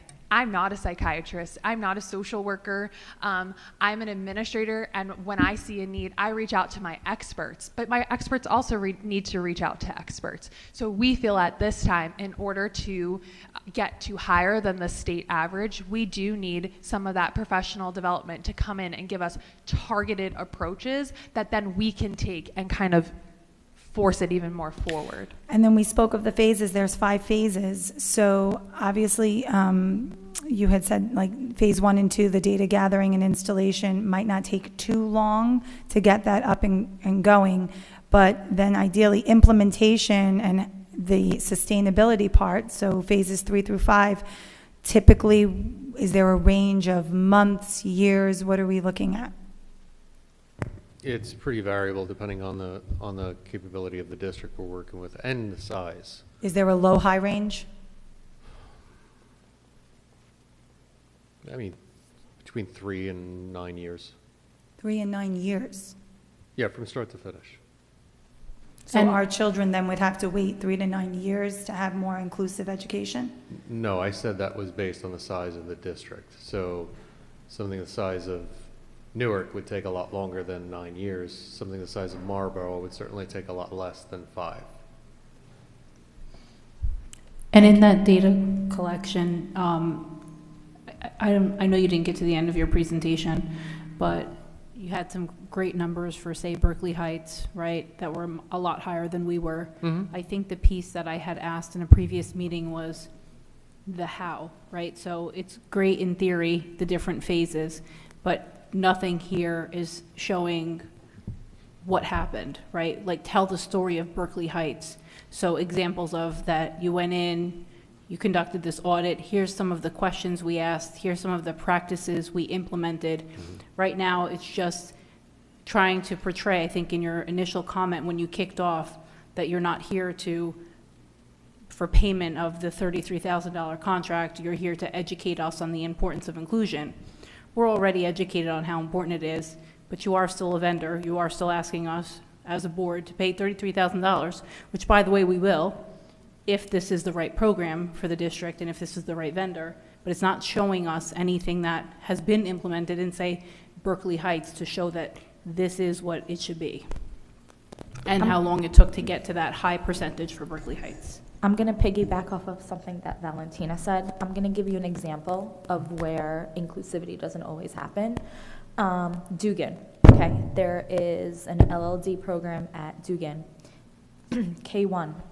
Students go into specials and they go into lunch, but they don't have an opportunity to go into in-class resource for science and social studies. So can you, going off of Valentina's point, give us an example of how what NJCIE would do in that case? If once you found that to be an issue, once you come in and learn more about the district. I would say that multi-level self-contained classrooms in any school is a challenge, and it is an issue. Anytime you're putting kids of different grade levels together in a room is problematic on multiple levels, especially when you're talking about kids of younger ages. So you're talking about kids in kindergarten and first grade who are struggling and need the most support. So to provide them that support, you put them all in a room together with a single teacher trying to deal with 5 to 8 students with significantly different support needs. In situations like that, it can vary depending on what resources the school has at its hand and how it wants to move forward. A lot of districts will take the self-contained or the pull-out resource teacher and turn them into an ICR teacher in the sections that they can, where they can provide support for the students who were in that self-contained classroom in the general ed setting. They may still want to have a pull-out time period for students to meet in smaller groups with a special ed teacher to hit remedial skills, but it really depends a lot on the resources available for the school. A lot of schools also have BSI or intervention teachers. There are different ways to use BSI or intervention teachers in an inclusive model to help support all students. The same with literacy specialists, SLPs as well. So it's hard to always answer those questions. I would say that in Berkeley Heights, it was, it continues to be very intentional about how they deploy their resources. They are very co-teacher heavy in the earlier grades, and they are using a mix of co-teaching and consultative support in the higher grades. They also have implemented tiered interventions and quite a number of other things. I don't want to get too detailed about the names of districts that we've worked with, but we've run the gamut from schools in urban centers to schools in higher SES areas. And really there's a lot of variety, and that's why I can't necessarily be as concrete as I might want to be to come up with the phases and with the years and with the time. I don't want to come in and say we're gonna do this in 3 years, because to do that, or 2 years, to do that, it would mean I'd have to give you a program. I'd have to give you something that says do X, do Y, do Z. And X, Y, and Z might not work for your district or for your kids. So it has to be tailored to your needs, and unfortunately that does at times take more time. Okay. Yeah. Yeah, I have a question. I just wanted to be specific, since inclusivity and diversity is such a hot topic right now. This is specifically geared towards gen ed and special ed students, but does your inclusivity training include trans inclusion? Because I read some of the bios of your board members, and that was one specialty of one of the board members, so I just wanted to just be... It is? Yeah.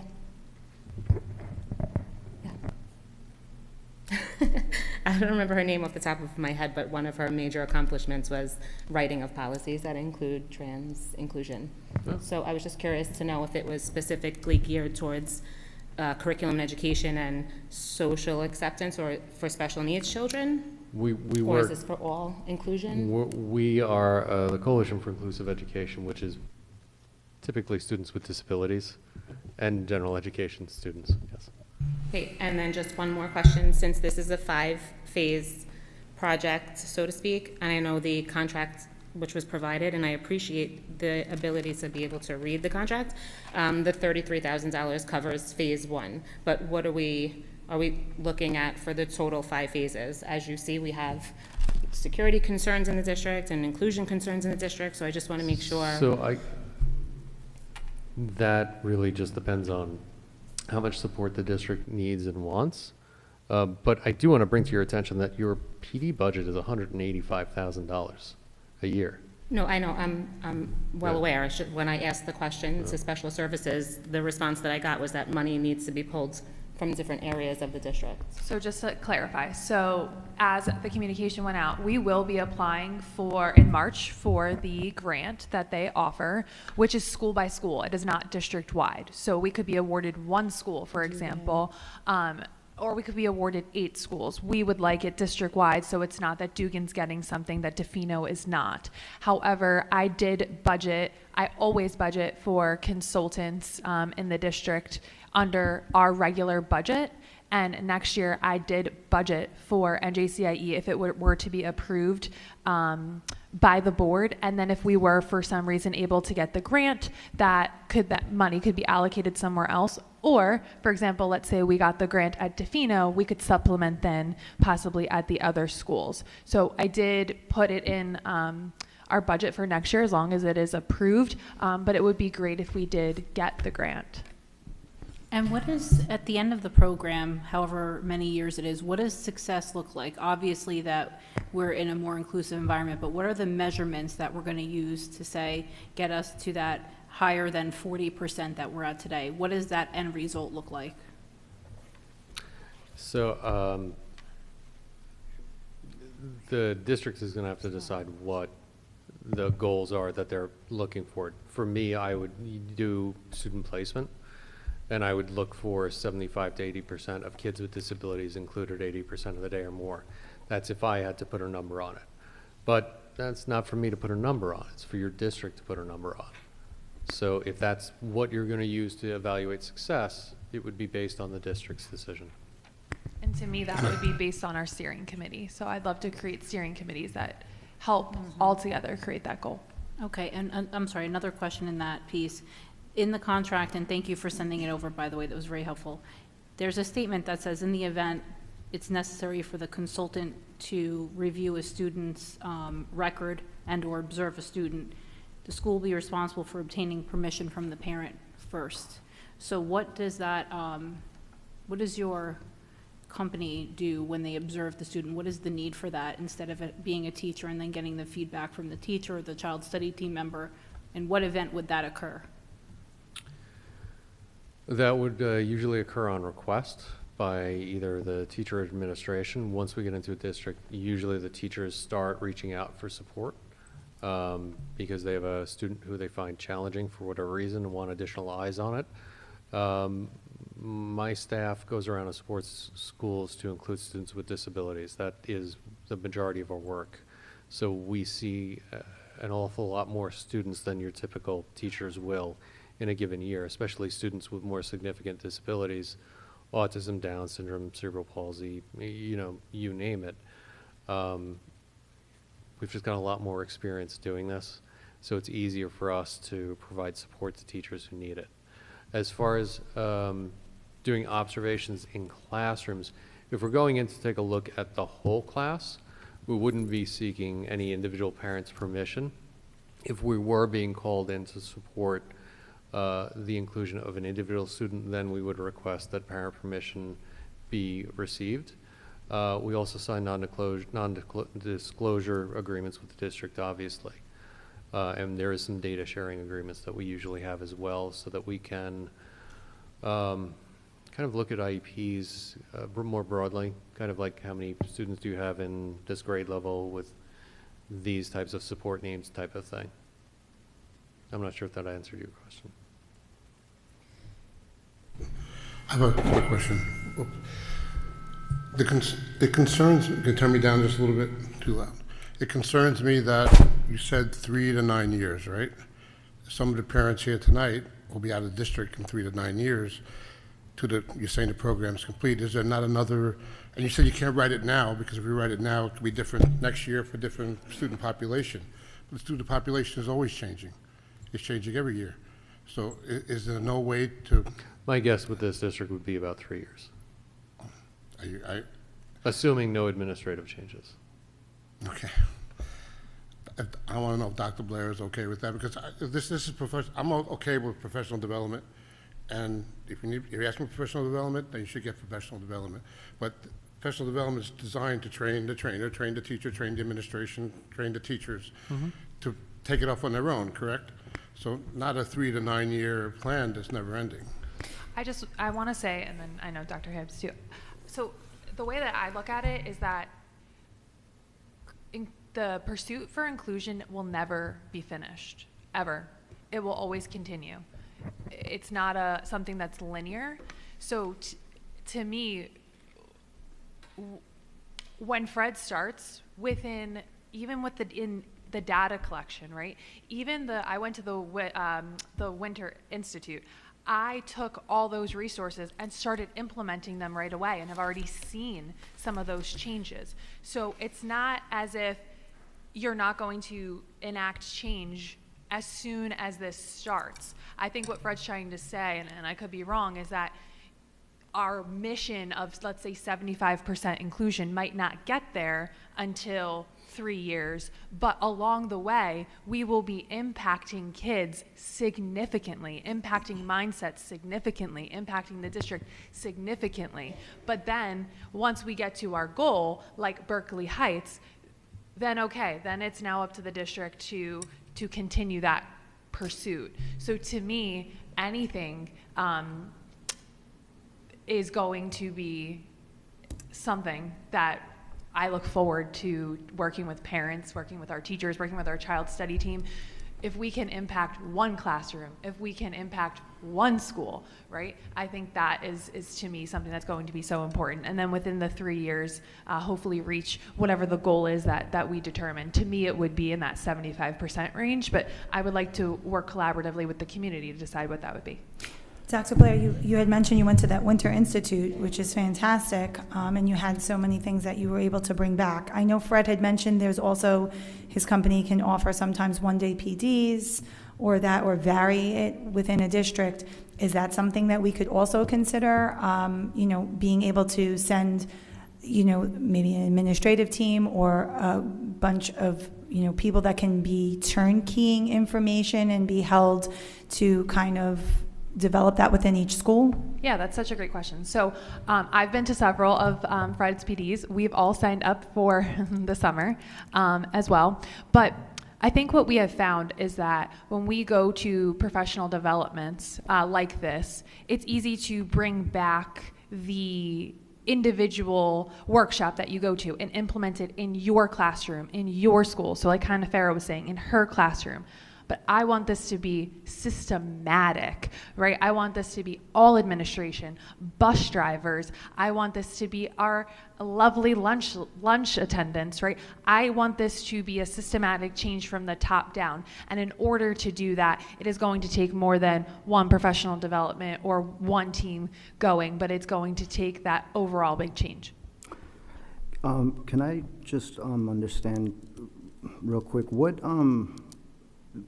of the 150 schools in New Jersey, how many of them, Fred, are using grants? About half. Okay.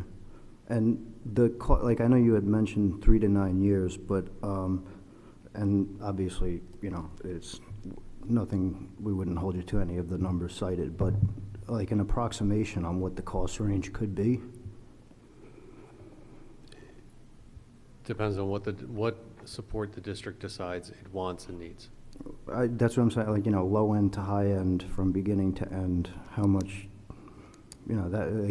see, my issue with this, and I think, I believe that inclusion, obviously, inclusion is important. We want to make sure that all the students are feeling included and that they are included.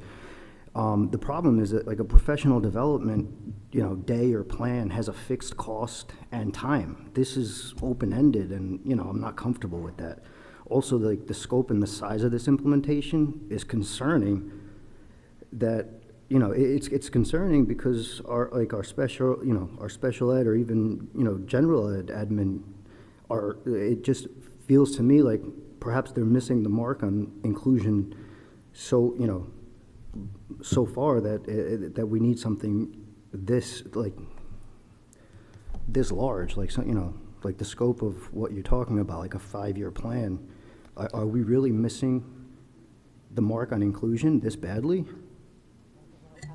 And Aldo, I'm there with you on just the cost, right? And so, again, when there's, you know, state aid is being cut and so forth, so this is extremely important amongst other things as well. And, you know, we're going to lose about $668,000 or so in state aid.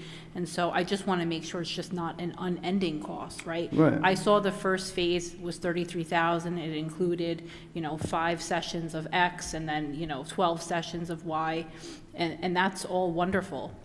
But then I work with a lot of vendors, and I know, and again, you are still a vendor, and in that case, then where do we go? You're misunderstanding. The contract we offered was that amount is if everything in that contract was completed. Each item was its individual item, so it was up to that amount and as needed by the district. So the district decided halfway through, we don't need any more, that's it. I'm leaving it open-ended for next year. I'm not coming here with, this is a $250,000 cost over 3 years. What you need from us or what you want to pay us for is completely open-ended. No, agreed. For a little, a lot. Agreed. And I just to clarify, I didn't misunderstand the contract. I understood it completely. And I do want to say 2 things. So I understand that $33,000 and what it covered. When I mean open-ended is really not directed to you. It's really directed to the district. At the end of that term, we could have a need that it's not enough. And it might not be. And there's multiple phases and layers of this program. And so next year, I understand that you budgeted, but if this is a 3 to 5 year piece and each year we're losing state aid, we just want to make sure that where do we go from here, and that we can implement it appropriately. And that's the only piece that I was stuck on, was the execution and implementation of the program. No, I mean the cost too. If you know, some kind of range would be helpful. My other concern is some parents go sue the district or go to mediation because they feel that their children's needs aren't being met, whether with supports in place, right?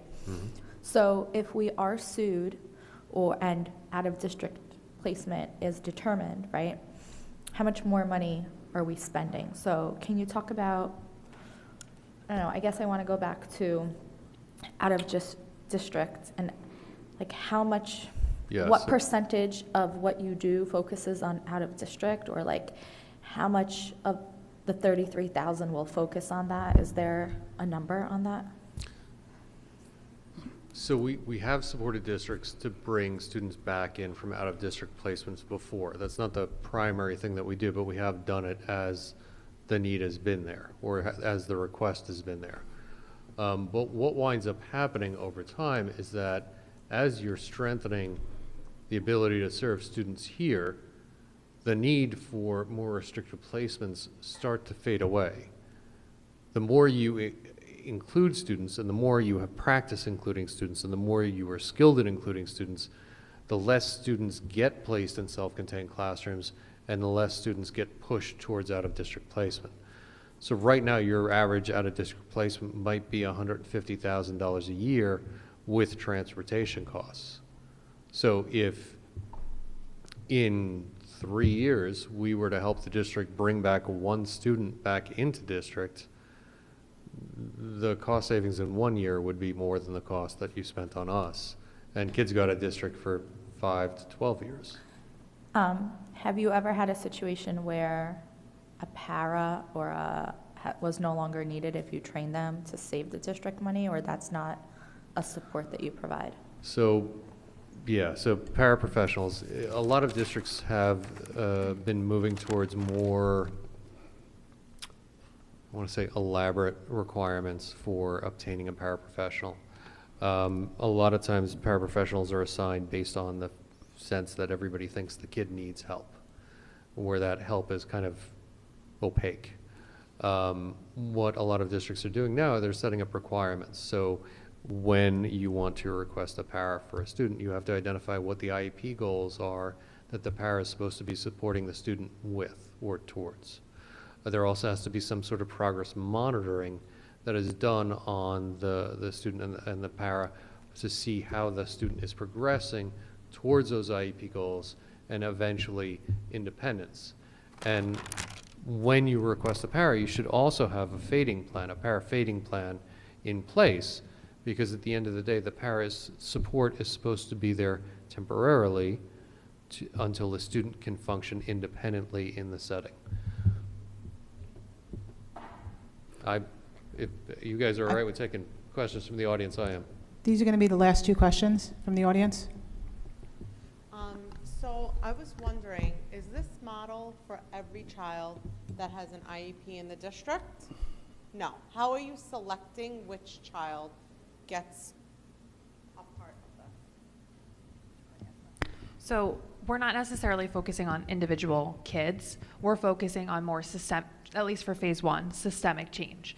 So the goal right now would be to look at the data, to create steering committees that are full of different members, different stakeholders, and then target specific programs to work on or specific professional development to work on. So like just for example, the goal, is that our pre-K is now going full day. So that might be a program that we are looking at how to make the pre-K program more inclusive, how to make the autism program more inclusive, possibly working with principals or district-wide looking at schedules. Where in schedules can we make it more inclusive for students? Working with the PTA and PTO on how to make class parties, for example, more inclusive. Then from there, we can target down if there's a need for individual students or placements, and I think that would ultimately be determined by both administration and the child study team in tandem with the parents if it were going to be children. Is it fair to say that this phase one is more of like a social, emotional, culture, and climate move?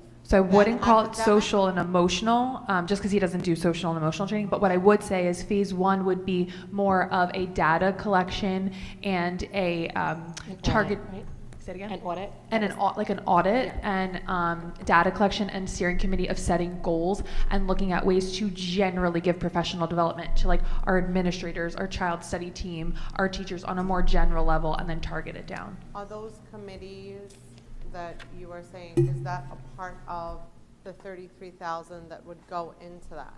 Does the 33,000 also allot for needing more paras or taking away paras? Is the budget going to be flexible for that? So what we do is, as a district and administrators, we look at projections of students, and that's always fluid. So there are always students that might need paras and students that might fade paras. So that is on a kind of district administration level, and we budget for that flexibility. The so same thing for scheduling, because you were saying looking Correct. over scheduling. So scheduling, budgeting, programming, they are really linear. They go hand in hand. Absolutely. So my question was, if this $33,000 a year is implemented, is the district ready to make the budget ebb and flow to match those needs with scheduling and budgeting on an individual level per school?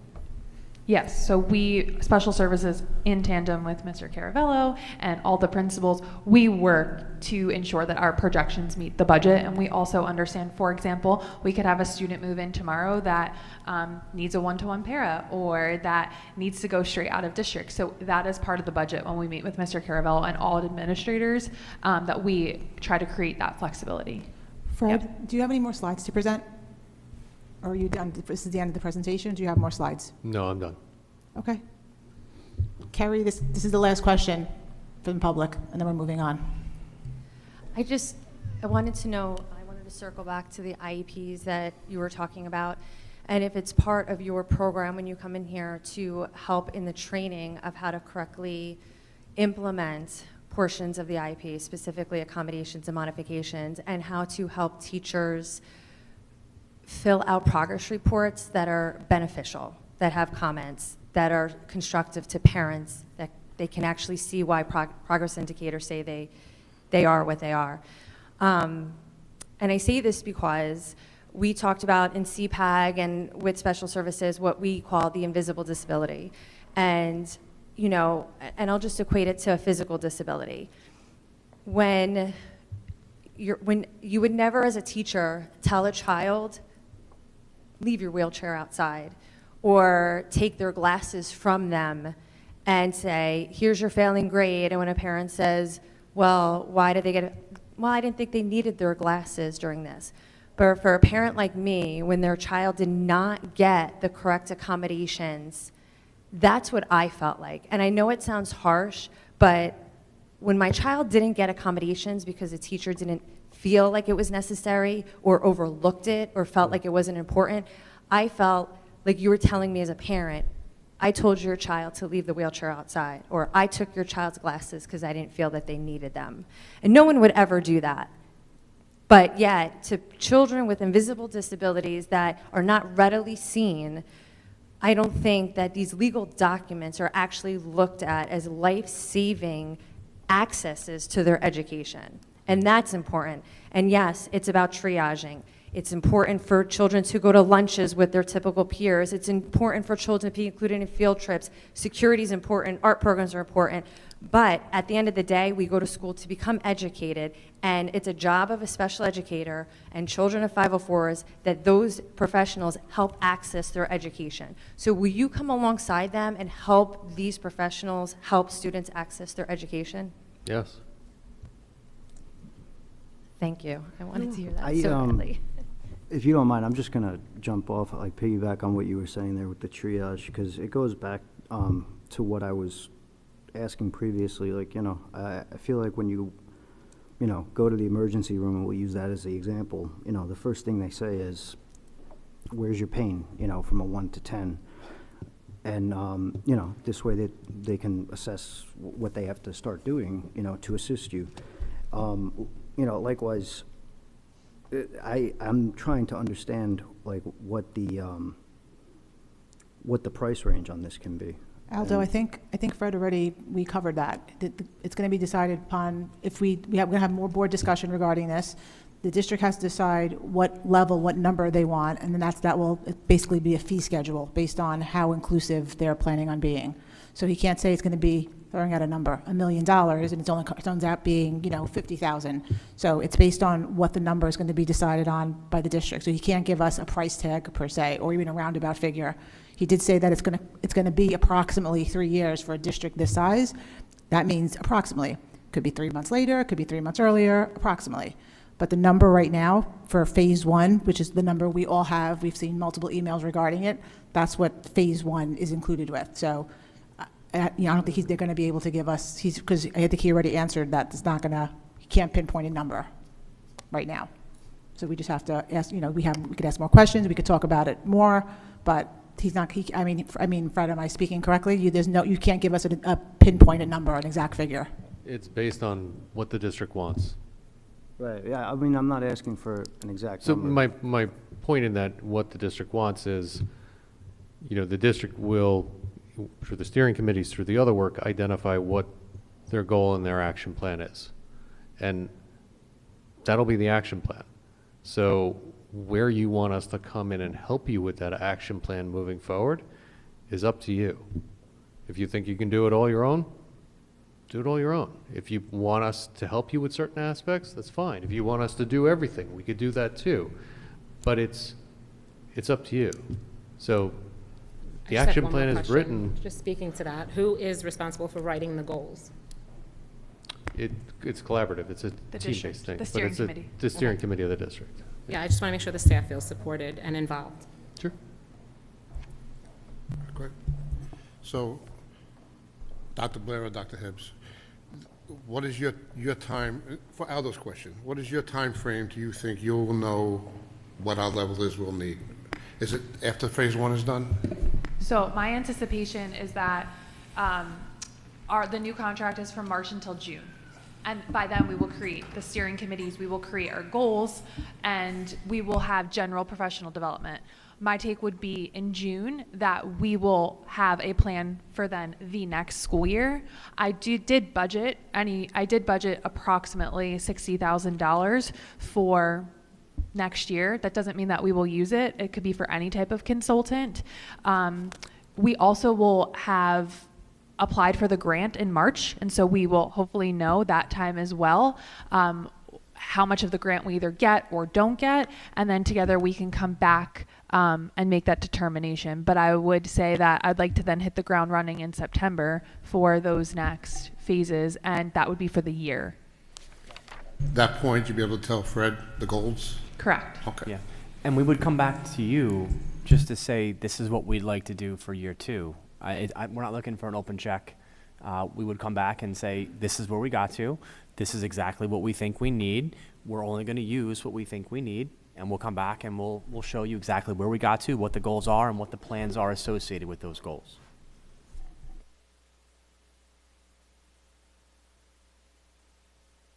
Okay. Thank you. Fred, thank you so much for coming out. Really appreciate you. Let's give him a hand. Dr. Blair, you also were a great job as well. And thanks for the great questions from both the audience and the board. Vin, take it away.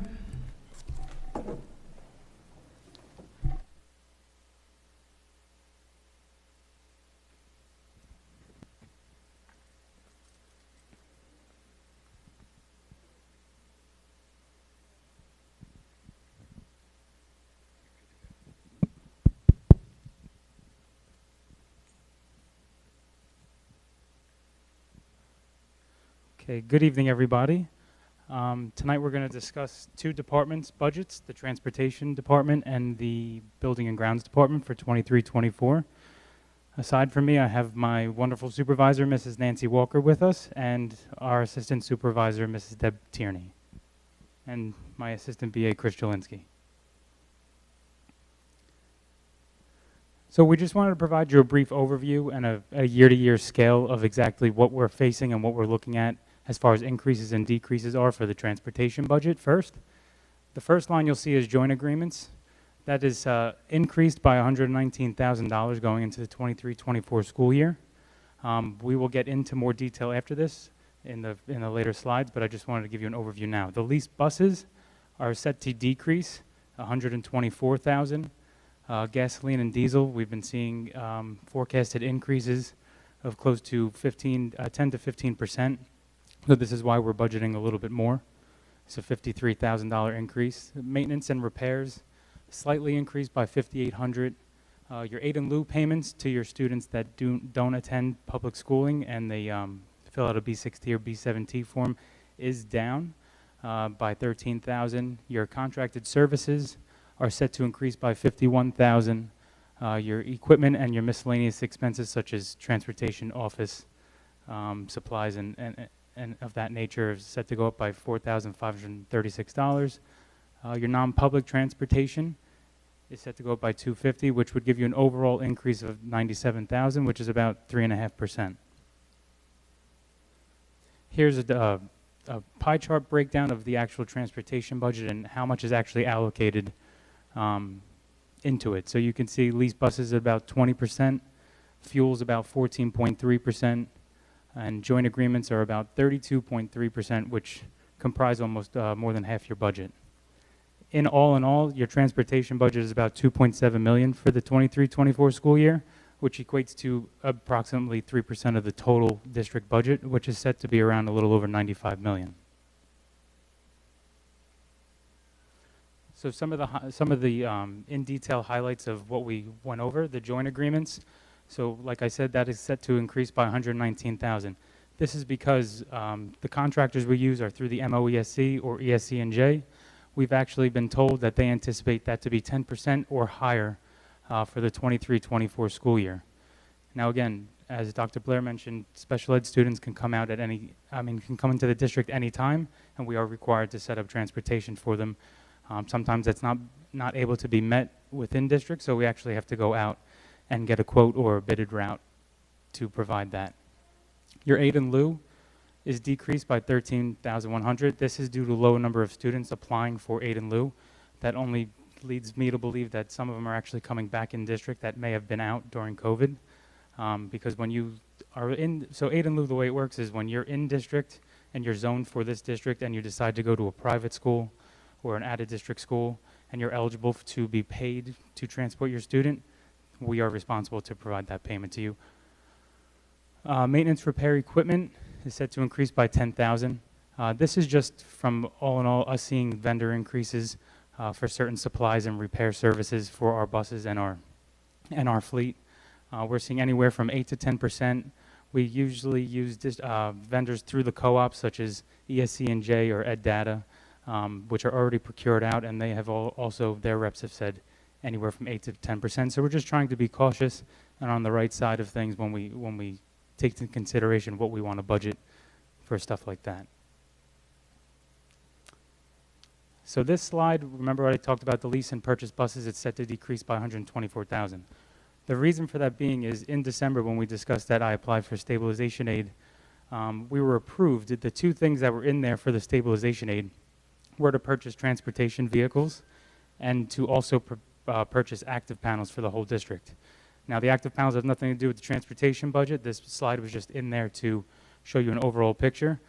The transportation vehicles that we're set to purchase equate into the amount of 1.1 million is what we're allowed to spend, which is, I believe, is going to get us about 6 buses and 2 vans, which is phenomenal because that leads us to not have to budget for a lease payment, which we have been doing every year to purchase 5 buses and 2 vans. So that actually frees up money in that line where we were able to decrease it.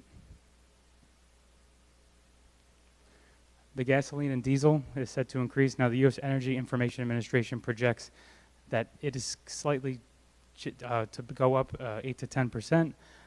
I don't think that's going to happen. I think it'll start to even out, but we just want to make sure that we have enough budgeted so we don't shortfall and have to take up from other district accounts. Your contracted services have increased. We have seen an uptick in homeless students coming into the district which require transportation. By law, they're allowed to, up to a year, stay in the district that they are at. We'll either have to provide a bus to them or pay the district for that they're attending to.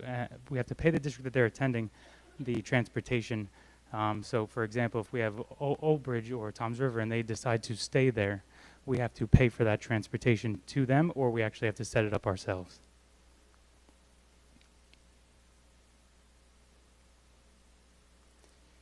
So I'm going to stop there. That's just an overview of the transportation budget, but I wanted to open it up for questions before we go into the building and grounds budget. So I would open this up right now for any questions. I know, Mr. Volonsky, you can go ahead. Question, would we have still gotten the same amount of buses, the 6 and the 2, if we had not got the grant? So we would have budgeted for it. It would have been a little bit higher. It would have been high. It would have been, the budget would have been $125,000 higher. Normally we don't budget for 6 buses. We only budget for 5. So we were actually able to squeeze out 6 with the amount of aid that we were able to get, and we always budget for the 2 vans as well. Okay, so my purpose of my question was, so next year we can get 1 less bus because we got 1 bus more up front this year? Yes, by that logic, if our fleet stays intact and we feel like that's not a need, we can budget for 4 and 2 and continue the cycle, and you would budget for 1 less bus. Okay. Also, that lease payment is good for 5 years, so usually they're broken out by 5 years, so you would have to budget $124,000 every year for the up to 5 years. So that actually frees up $125,000 for the next 5 years because you won't have that lease. Thank you. You're welcome. And then what is for the 10% increase for the joint agreement, what did that actually include? So those are just basically, so we do jointures with Colts Neck, right, Mrs. Walker, and we do contracts with private school students that need to be transported. Those are actually set to increase. We've been given projections for that as well. So currently, we try to use MOESC. We use the Educational Services Commission. If I can pair up with a district, before we even go out, the first thing I go out to is my peers in other districts and ask, do you have another student that I can pair up with so maybe we could save some money and we could take the children together? And so we do that. Like this last week we did that with Colts Neck. We put 2 students together on a run and saved the district, a large amount of money for transportation. The problem we're having is that when you go out to bid, many of the contractors aren't bidding.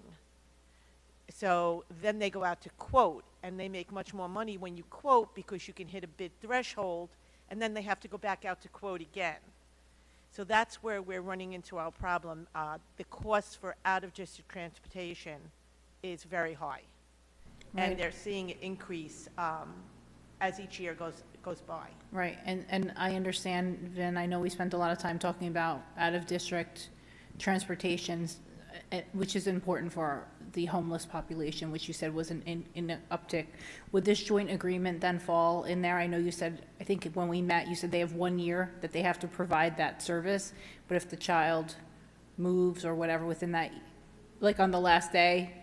Correct. So like the way the law works is if we find a student is displaced in our financial responsibility, they have a 1-year window to basically stay put. If they do not stay put, that 1-year window then resets. So, for example, if someone was residing, they were displaced in a different town, say Old Bridge, and they were our student, we'd be responsible for them. But say day 364, they decide to now jump over and go to Manalapan, the clock resets and we're still responsible for them. So it's a little tricky to navigate. You always just have to keep in mind of where they're placed and where they are to make sure they haven't moved. And we would know that because when you set up the transportation, you're going to know if the student's getting on the bus or not. You would know they moved by then.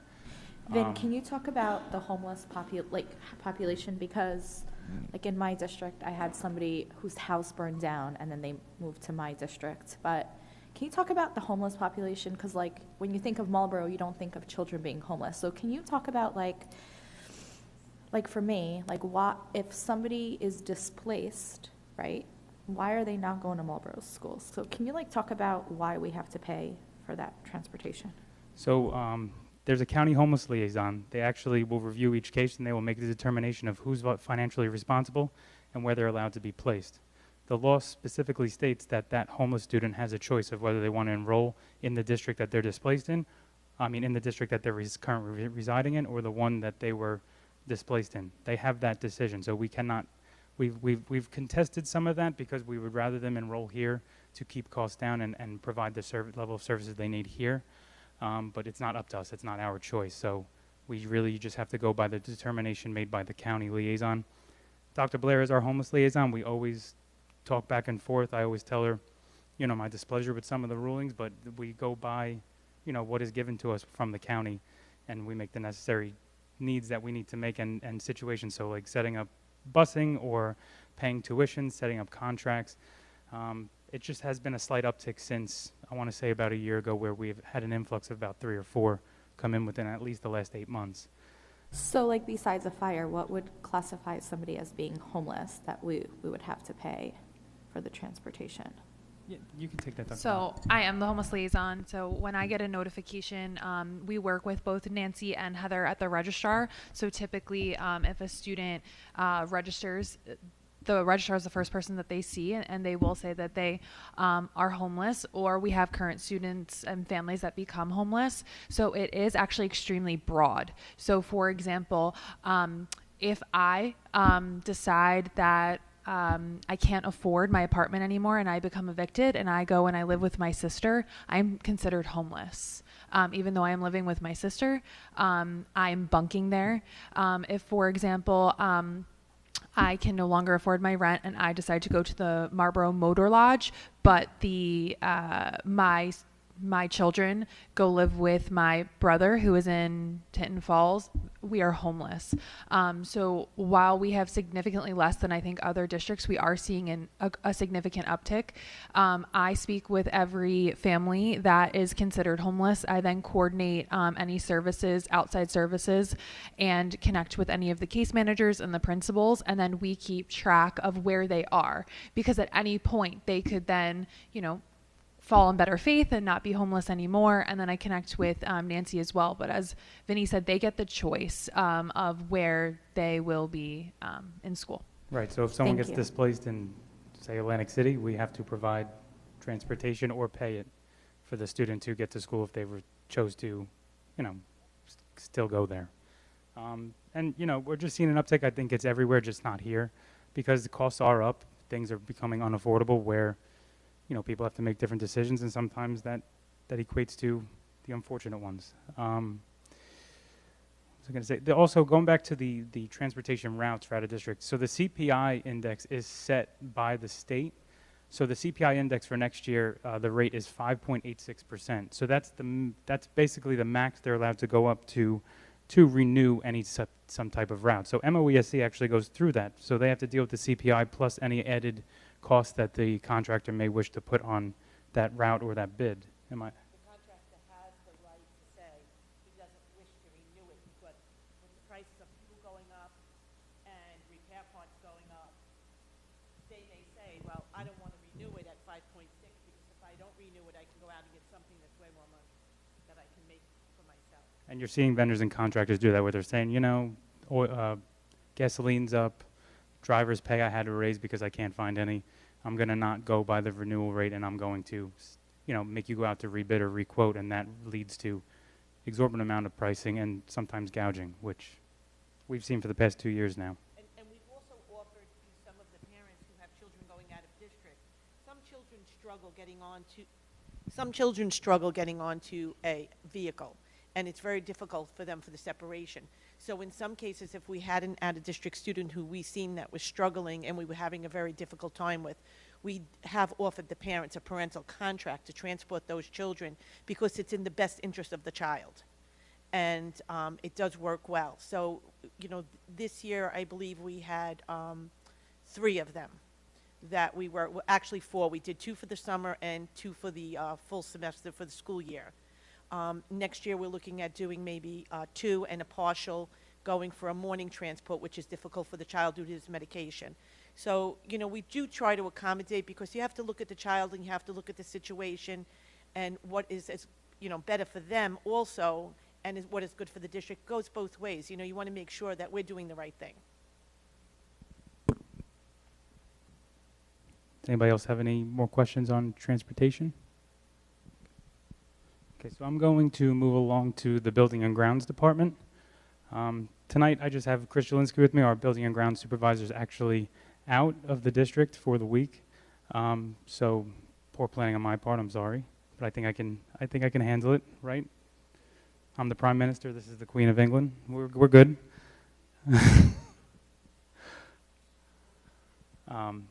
Okay, so just to start with an overall view of the state of the B&G department. So the overall budget total is $8.2 million. This does represent a decrease of about $704,000 from 22-23, but please keep in mind it's really not a decrease, and I'll tell you why. Last year we actually budgeted $1.8 million for the HVAC projects out of reserves. That normally gets included in the B&G budget. This year we're only set to put in $1 million towards projects. So actually, if you were to budget the same amount of money you budgeted last year for the reserves, it actually would have been an increase of $1.1 million this year.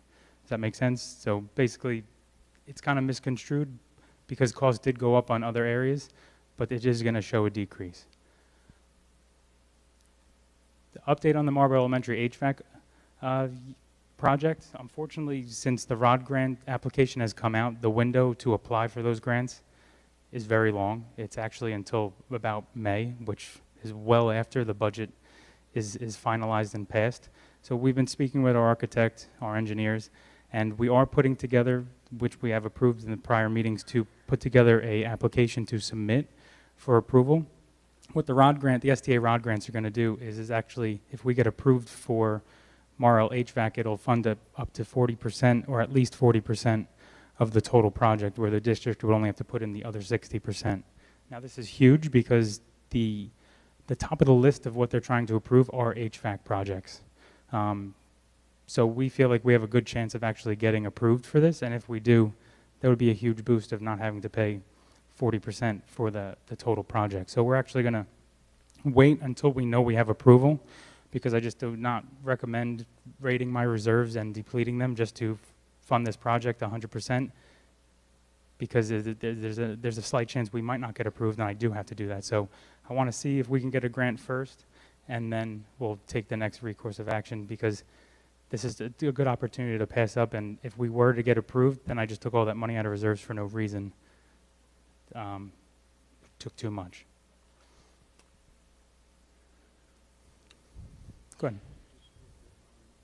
Like for the HVAC program, how was that working as far with the contractors? Were we, I'm sorry, Yeah, go ahead. I don't recall, but was that like a separate contract altogether, or were you using like the co-op, like the ESENJ contractors for it? So jobs that large, we always go out to bid. So last year, we went out to bid for the Dugan and Tofino HVAC projects. Our contractor, I believe, that won the bid was EACM. So we hold the bids in the board office, we open them, we send the 3 lowest bids to the attorney for review, and then we come back, and if everything looks good, we send it to the board for award at an upcoming meeting. Usually there's a type in the green notes of exactly how the process worked. But the architect will review it, the attorney will review it, we'll draft up contracts, we'll sign off on them, and then once they get approved, we'll start having construction meetings of when we want the process to happen, whether it's happening in first shift, the construction, or second shift. Normally we try to do first shift in the summer because second shift costs more. Right. But everything has been so delayed and so backlogged that I believe Dugan is set to be wrapped up and finished, but Tofino, they're still waiting on a couple more units, a couple more parts to come in. So they have been working second shift, sometimes first shift if it doesn't disturb instruction, just to try to wrap this up because it has been going on for some time. Okay. Thank you. You're welcome. So I will continue to update everybody on the status because I originally said 3 to 5 years. I intend to keep on that timeline, but I don't feel like it's wise to just continually take out of the reserves without replenishing it a little and basically seeing if we can get a grant. So here's some of the variances, the increases, decreases, what you'll see in the B&G budget. So your utilities, we have been given projected increases of anywhere from 13 to 15%. Now, everybody's going to say, well, we did an ESIP project. Why are the utilities higher? The rates have actually been increased. So the Board of Public Utilities, all of the rates have been increased for gas, electric. So that number would have been a lot higher if we did not make all of those improvements that we did over the course of COVID. They still have to do an energy audit to actually come out and see if we actually achieved the savings that we were promised. If not, they have to actually write us a check.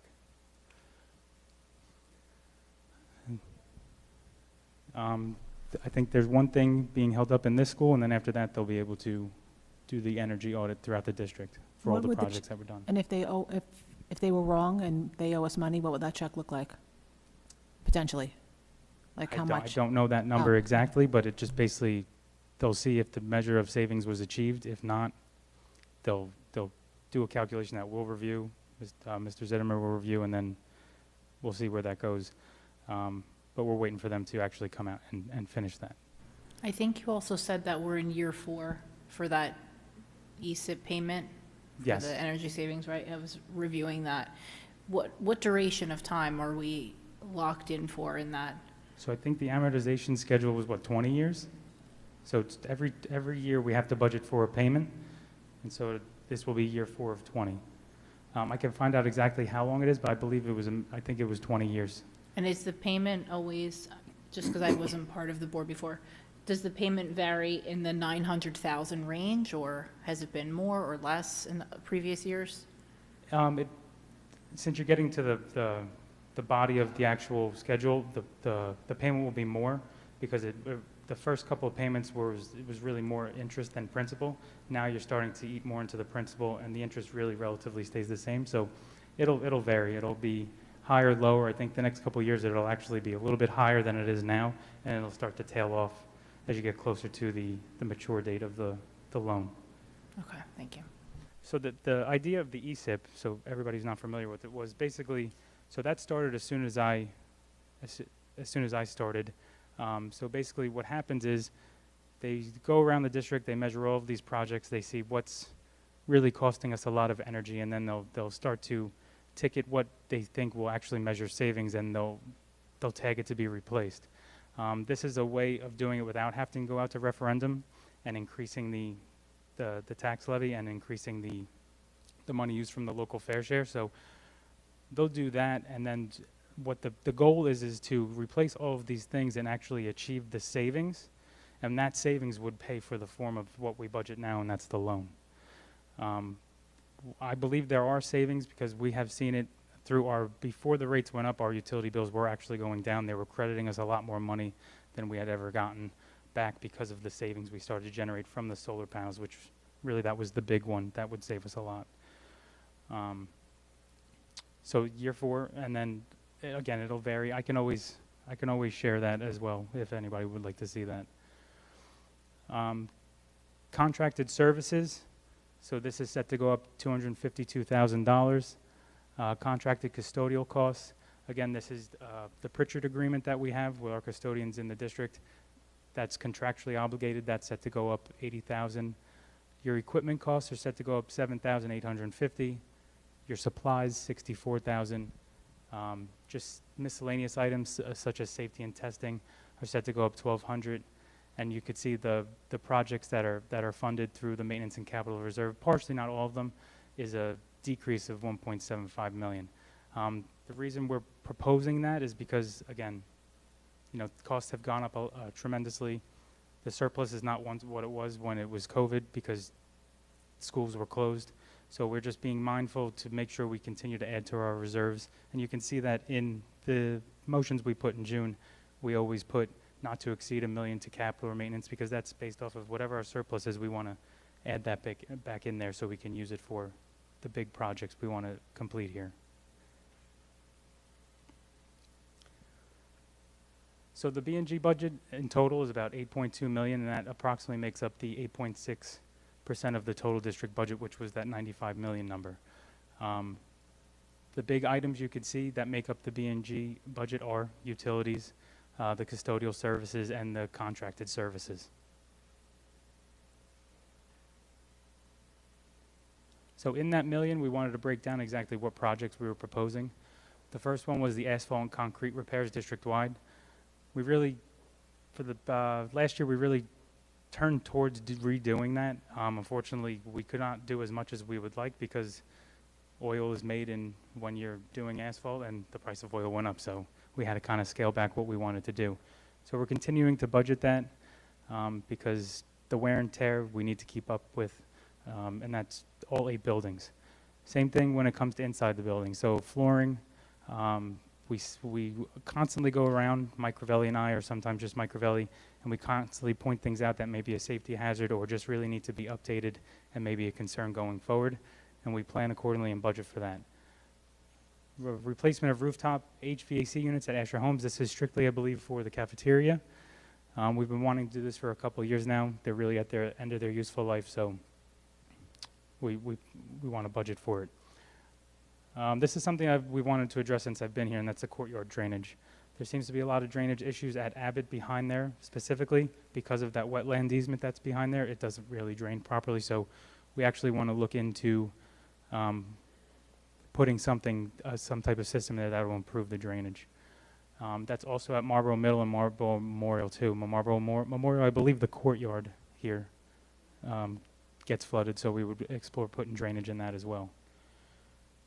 Repointing of brickwork, mainly at Marlboro Elementary and Robertsville, is where we want to focus this year. District-wide painting is something that's always budgeted every year. Really just a cosmetic that we like to keep up with. Miscellaneous school and classroom improvements at Tofino Central and Robertsville. So these might be things like taking down walls, adding cubbies, adding things that maybe the principal had requested on their wish list, and we want to just possibly provide that to them because they've been waiting very patiently. So some of the other increases, the utilities. Like I said in the December presentation, we are anticipating electricity prices going up 14.3% and natural gas is 15.4%, which is why you see the big increase in budgeting for utilities. Now hopefully that'll level off and we may not need to utilize all of that and we can put it towards other places in the B&G budget, but again, same thing as transportation, just want to be safe than sorry. The ESIP interest and principal payment, it's an increase in accordance with the schedule by $17,000. Your supplies and equipment are an increase of $72,000. This is the same issue that we've seen on the transportation side, just on the B&G side. A lot of our vendors that we utilize, a lot of the reps have come out and they've stated that, hey, anticipate anywhere from 8 to 10% across the board. I think they all get together at Dunkin' Donuts and talk because every vendor we talk to says the same exact thing. But two big items in that, because of the increase, is because of one of the B&G vehicles do need to be replaced. We plan on budgeting for that. And we also plan on budgeting for a lift that needs to be replaced as well. Now, when we replace these items, we do tend to try to sell them first to try to offset the cost that we may incur when we budget for them. If not, sometimes we'll just scrap them if no one's going to buy them.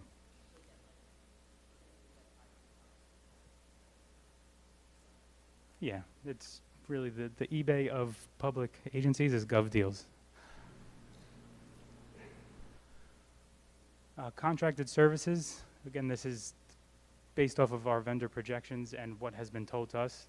These services will include maintenance agreements and preventative maintenance agreements for your HVAC units, your fire systems, fire and burglar alarms, tree removal services, any types of outside services we may utilize for paint or any other type of cosmetic stuff we would like to do to the building.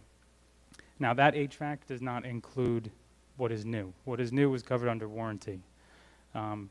That includes actually the middle schools. It includes the elementary schools that may have it in areas such as their multimedia center or any types of rooftop units or split top units that they already may have had there.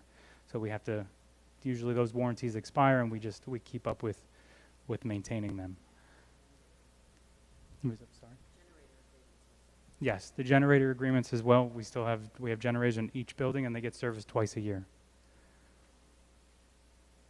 Your custodial services, now we monitor this every year to see if it ever will be worth bringing them back in-house, but right now at this moment, it's still more cost-effective to continue to go with an outside agency.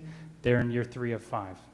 Yeah, I was going to ask about Pritchard, because 80,000 is a significant increase, and I understand the cost of everything is rising, but is there a cap in their contract that says they can't exceed X amount each year? So there is no, I believe the cap was, don't quote me on it, but I believe it was based off of the CPI of what they can actually increase, but mainly we go out to a bid for this. So I believe there was like 4 other agencies who had bid on it, and we actually share this service with the township so that they actually provide the service to the township. We pay that bill and then the township reimburses us for the services that are provided for them as well. That's included in the bid, so we really do like a shared bid. I believe the prices are broken down as fixed, and those fixed prices are based off of the increase is not set to exceed what they believe the CPI would be. So $80,000 on, I believe it was, let me go back.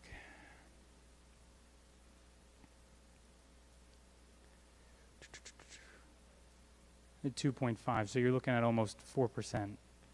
So CPI normally is 2%, but mainly the increases they set based off of what they believe, because they're part of unions and also they're part of other different labor negotiations we may not see, that they need to forecast what they think their price is going to be based off of what they can also make a profit on.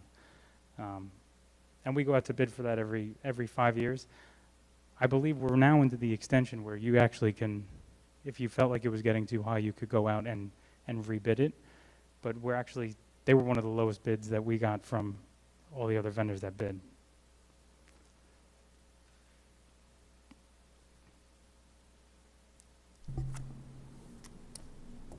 Okay, and that was it. I will open this up to any questions you may have.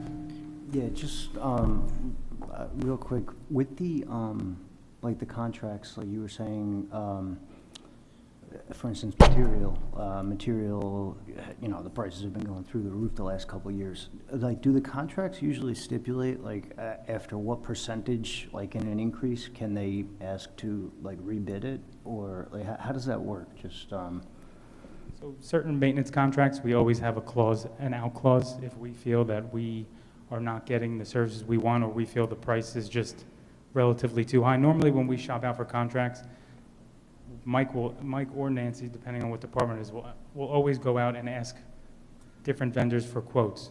And we'll get quotes on contracts for the year, annual agreements, and then we'll compare them and we'll see what levels of services are being offered, what are not, what's the cost.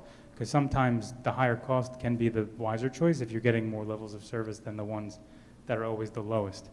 They don't usually stipulate in there what they're allowed to increase because we only do 1-year agreements. We only like to do 1-year agreements because I never like to be locked into anything that may be more than a year, because of that same situation. Right. If we feel like the price is going to be too high or we can get a better price, we know it expires by June 30th and we can go out and look again. Right, right. Okay, thank you. And again, those are my emails. That's Mike Crivelli's email, and Mrs. Walker, if anybody has any questions. Oh, go ahead. The drainage issues, that's something we're taking care of in-house, or are we going to send out to contract or bid, or? So we're going to get an engineer involved to basically show us what type of design would be the most efficient. If it's a design that we feel like we can do in-house, we would definitely try to do it. If it's something that may be more specific or something that may be out of our purview of what our expertise is, we would have to, bid that out. So if we haven't engineered it yet, how do we know it's 90,000? Well, we're estimating based off of what costs we are given from the engineer. Have they come in yet already? No, but they survey, but they don't design the specifications yet. They give you an estimate. Okay. You're confident 90,000 is going to take care of it? I mean, if it doesn't, then we revisit it. Okay. Vin, are you gonna do the rest of the budget that we had about the annex building and all of that today? Sorry, which one was that? We had some other information on like the sale of the annex building and things. Are you gonna cover that in here? Because if not, I just have some questions on that. Yeah, so that'll be in the overall budget. That's based on more on the Are you revenue. doing that next? On the revenue side. So when we provide the tentative budget, we'll show you the revenue side as well as the expenditures. The sale of the annex is actually in your budget binders under the revenue section, and you'll see what the appraisal value is. Yeah, I have that. Can I just ask a question on that then? Sure. So it looks like it sold the annex building for about $350,000, or it was appraised really for that. Is that money going to go back into buildings and grounds? So basically, when you build it as revenue, it'll be recorded as revenue. When you increase your revenues, you're allowed to increase your appropriation. So in essence, that really is going to offset all of the costs that have gone into Morganville because it's going to be now recorded as revenue and eventually enter into your surplus. I don't believe it gets rebudgeted back to anything appropriation-wise. It's just recorded as realized revenue. Do we, like, how does that work as far as selling the building? Is that a decision that, like, the board would make, or is it already a done deal, or? So I believe that's something that we have to go through public procurement as well. The sale of a school building, normally public procurement, we actually have to go out to auction, or we have to do a bid where we'll design something, we'll post it, and then it'll be just like a bid date, but in reverse. We'll be able to take the highest price that we receive rather than That's right. the lowest. Goes to the highest bidder. Yep. Some exceptions if one municipal body transfers a piece of property to another municipal body, but if it's a general sale, it's got to be bid, and Mr. Caravello is right, it's the highest bid rather than the lowest. Obviously, you want to realize the best price for the district. Yeah, yeah. No, I'm just thinking, I mean, based on the appraisal and, how scarce land is nowadays and not knowing what the district's going to need in the next 10 years, I just wanted to see if, like, the discussion could be had if it was potentially, in the district's best interest to maybe hold on to the property instead of selling it. I didn't know if that was already a done deal or if it was, No, it's not a done deal. I was just going by what we always discussed when we were going to redo Morganville. We were going to offset some of those costs by selling annex, but if we feel that there's a use for it, we can always revisit and take a look of what possibly would want to do with that building. Again, that building's aging. It does need a lot of work. I don't. It's going to need a little TLC. Yeah, I don't think it's more the property than the building, Yeah, the land itself Yeah. would be valuable, but then again, it would be an expense to knock it down and possibly build something else.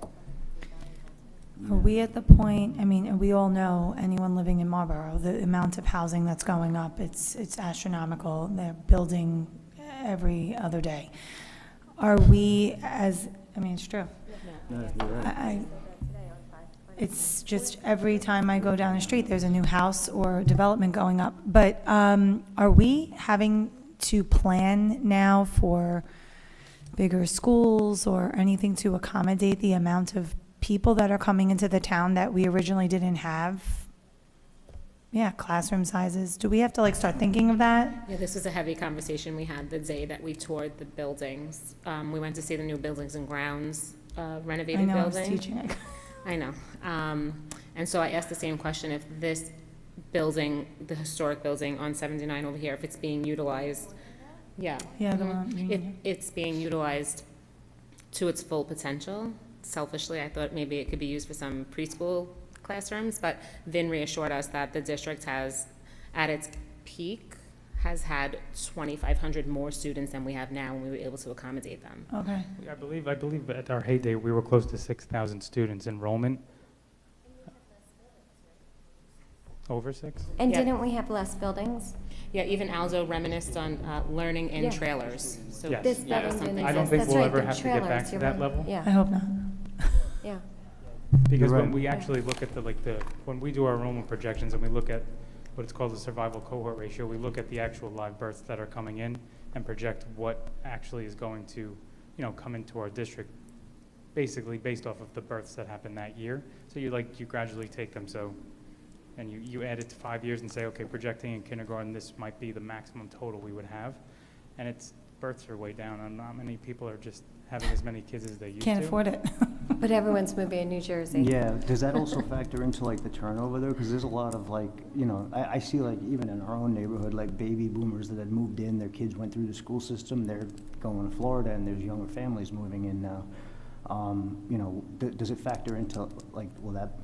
Yeah, so we'll actually look at Turnover. the population, the amount of children, we'll look at the birth rates, and we'll factor all that in. And then we'll just trickle down the grades that we already have and the enrollment we already have to try to get basically what's the max that may come in at the kindergarten level, and that may raise your enrollment. I know I always speak with the township across the street about what's going up. He always gives me an FYI of something that may be built, when it's projected to be done, how many units there are. At max, I think some of them have 400 or 500 units. They're only 1 bedroom, 2 bedroom. So when you anticipate a 1 bedroom, the chances of them having more than 1 kid in that actual unit are very, very unlikely. So you take a maximum of 400, and you add that, and we're still okay. Some of these, the 400 eighth graders, they'll be graduating, right? So it's always a rollover effect. Awesome, thank you. Mr. Volonsky, I'll research that and get back to you with regards to the site drainage. Yeah, when we took that tour, I was actually surprised at the drainage at the original middle school. Though it was very surprising. So, Where is it? right in the courtyard, where you could literally make a skating rink. It was, yeah, it's definitely needed. Good job, Vin. Thank you, Vin. Okay, next up is the summer 2023 integrated preschool discussion. So I think the last we left this, Dana did the presentation, and then we talked about the fact that we need to set a rate, and I think the range that we were in, unless I'm mistaken, was in the $7,000 to $7,400 per year range. Yes. And we discussed that the comps in the area looking at private school is anywhere from $7,400 to $10,600. And so we were kind of having the conversation that 7,000 felt like it would give a benefit to the district, but also be cost-effective to families in respect to private preschools. So anyone have any thoughts about that, or? Yeah, so before we start, I just wanted to give you some more information. So when we estimate the cost per pupil, we get about $9,856 per student it would cost to run that classroom. So if we were to propose it at 7,000, the projected loss is still about $114,000 for the program. When you actually look at it right now, so if you were to just divide that 98 in half, which would essentially be the half-day program it is now, and bring it to the $2,500 that we currently charge for tuition, we're currently operating at a loss at $97,000. So what you would want to do is you would want to stay as close to that point as possible to, not incur the district any additional costs. So, Vinny, I remember Michael asked you this question last time, and you said that if we were to keep it the same way as we were to do it now, in order not for the taxpayer not to pay more money, I think it was $7,400, if Yeah. I'm remembering that correctly. Is that correct? Yeah, so 7,400 would bring you to about 98,259, which is as close as you'll get to what it is now, which is the 97,130. Thank you. And Vin, where is that, hypothetically landed on 7,000 and the loss of 98,000, then where does that money come from? That 98,000 that we're at a loss for? So honestly, you would budget more for salary, and then the loss would come from either whether you take it from to balance the budget, whether it to be from supplies or something that may have been able to been scaled back that you may not need. I know from talking there were savings in other areas from going full-time pre-K rather than half-day, so it really would balance out from those areas. Yeah, so going from our preschool disabled to having more preschool integrated programs, we're able to make some cuts to those supplies and those specific programs that kids don't need anymore, whether it be online programs or whether it be specific paper-based programs, because those students will be using the programs for the preschool integrated and more included.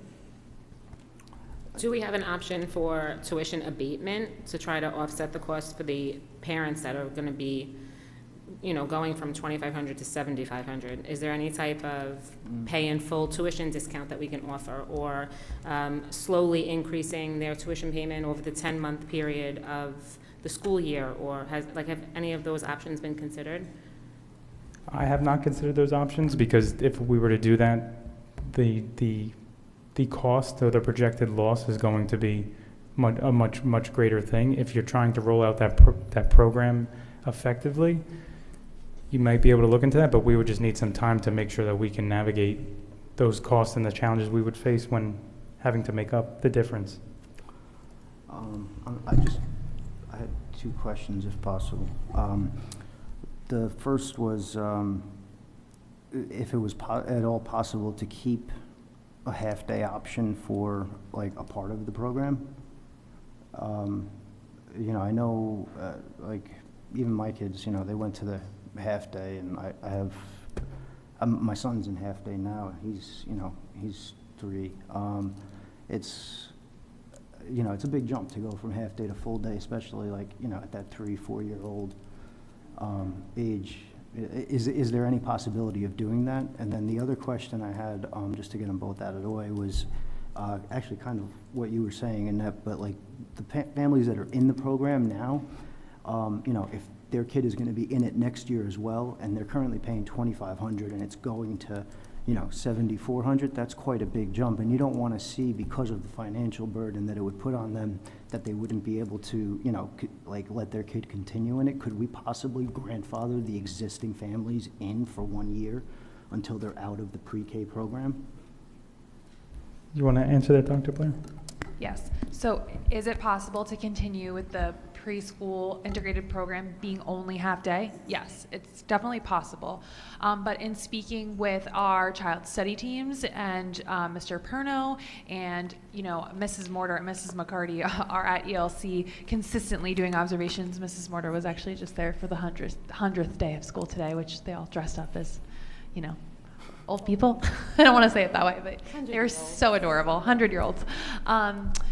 In speaking with all stakeholders, including parents, we have seen that this is a point of contention, that our preschool integrated is half day. And here's the reason why. Because our preschool disabled program is full day. Mm-hmm.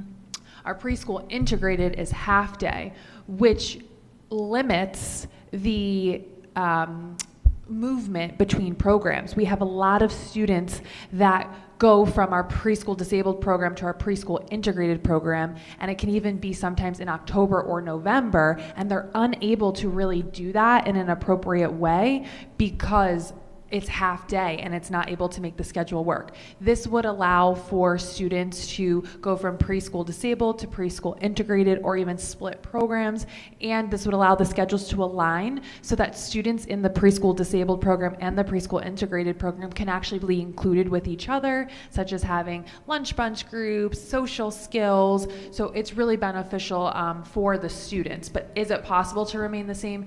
Yes, but I do anticipate that we will continue to have a lot of problems with that. In addition, I believe that if we keep the preschool integrated program half day, it will force us to be conservative and continue to keep kids in the preschool disabled program because they're not able to try the integrated program, which will then increase the number of preschool disabled classes that we need, which would increase the number of teachers.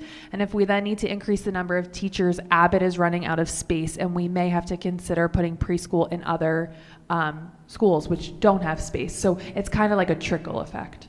Yeah, so are we able to compete with other preschools in the area since we're considering being, at the same bar as far as tuition goes? Can we maybe include lunch? Can we include food in the tuition so that at least if we are competitive with tuition and we do offer lunch with the program, maybe that would be an incentive for the parents to consider? I don't think lunch is included in some of the preschool programs, though, because I know one of the ones It's that she not. I compared paid it for to, my kids went to, and there was no lunch included. I will So- say, though, that specials are included, which is not typical of other preschool private programs. So that is pretty special. Then I don't even know, could we even legally provide lunch? I mean, it's still technically under our umbrella, right? I mean, anybody who classifies as free and reduced will Sure. receive a lunch. After that, if you're paid, you have pay to for lunch, yeah. Yeah. Mr. Paterno, to answer your questions, I think the answer is no on the can we do half day, and could we do a yes? The other question would be a money question for Vin. I don't know what that would look like. So it really kind of has to be all or nothing on the full, but then the question of the money would really, I think Vin would have to flesh that out for you to see how many existing kids we have and what that would really look like and how much money are you then pulling to supplement. Mm-hmm. Yeah, I know I was a Little Leapers family, and their tuition is at $7,400 for full day, and they're at capacity. They had to turn students away this year. So I know there's a need for it, and people are willing to pay for it. So We're looking to be right there. Something to consider. If we did, let's just say hypothetically, if the number was 7,000, would we be breaking even? Would we be making anything with that number? Just restate that for me, because So if it's at Let's say 7,000, 7. your projected loss is at 114,000, but that's still something that we can navigate through. That's something that we can still definitely make work. The number may be greater, but we're able to cut things that Dr. Blair related to, such as supplies or programs that are no longer needed that were needed in a half-day setting. And 7,400, what would be the? 98,000, so 98. which would be close to what we're at now, which is 97. It's like Vinny, a what is difference it- of about 16,000, Vin? Yeah. Okay, and that would Vinny- still put us at, I mean, if it's at 7 or 74, remember, these are this year's numbers, which are all gonna go up. You would still be lower than everybody on here. Is that paid in a lump sum, or is it paid, how does Probably that? amortized over 10 Well, we could months. do whatever we wanted. Yeah. What do we have we have deadlines now where they have to pay, right, Chris? Split in two. Yeah. They do a deposit in the spring, and then they do half, the other half of the remaining in August, and then in January. Yeah, can we offer a paid in full incentive? And Maybe if also can- paid in full with a 2 to 3% discount to try to offset the increase?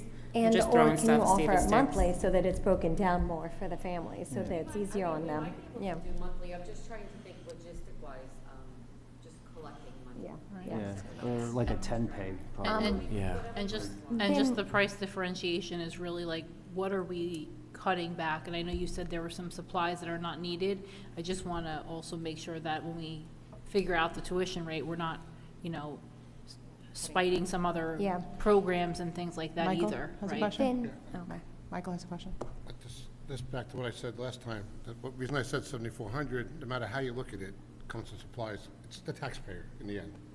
So if we want to keep the taxpayer whole, no matter what we do, we keep it 7,400, but it's from supplies, someplace else. In the end, the money came from someplace. That came from the people who live in our town.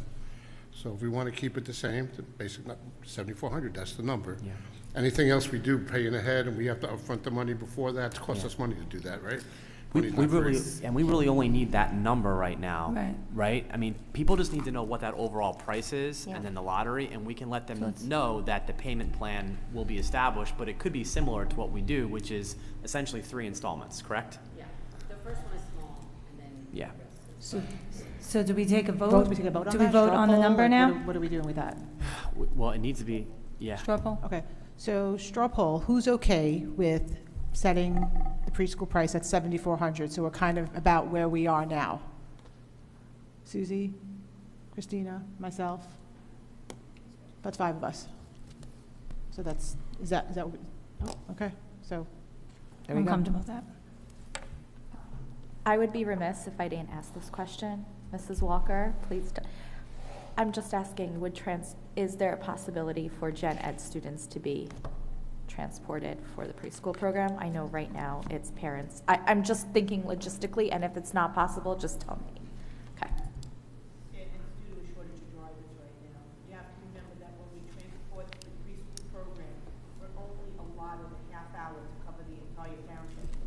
And then car seats could play a role in the safety situation. good Some point. students are still too small for regular seatbelts on the bus. I asked that too, I'm trying. In most cases, the car seats, you can't, we're not using car seats, you don't need them in a school bus. You have a 3-point seatbelt for most, because if you put a car seat in, remember, the next run you have to do, you have to put the car seat in, take the car seat out. Right, that's what I'm saying. Yeah, very good. No, yeah, no, that, I agree, that's what I was trying to point out. Okay. We're good. Can move on to financial and business operations. Aldo?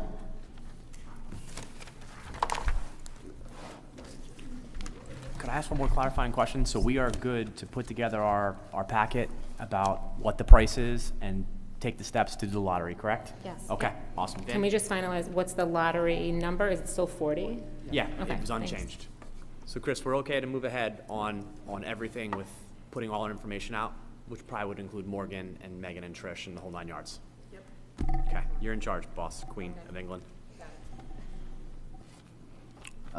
Financial and business operations matters. The superintendent of schools submits the following resolutions for approval. 1, travel.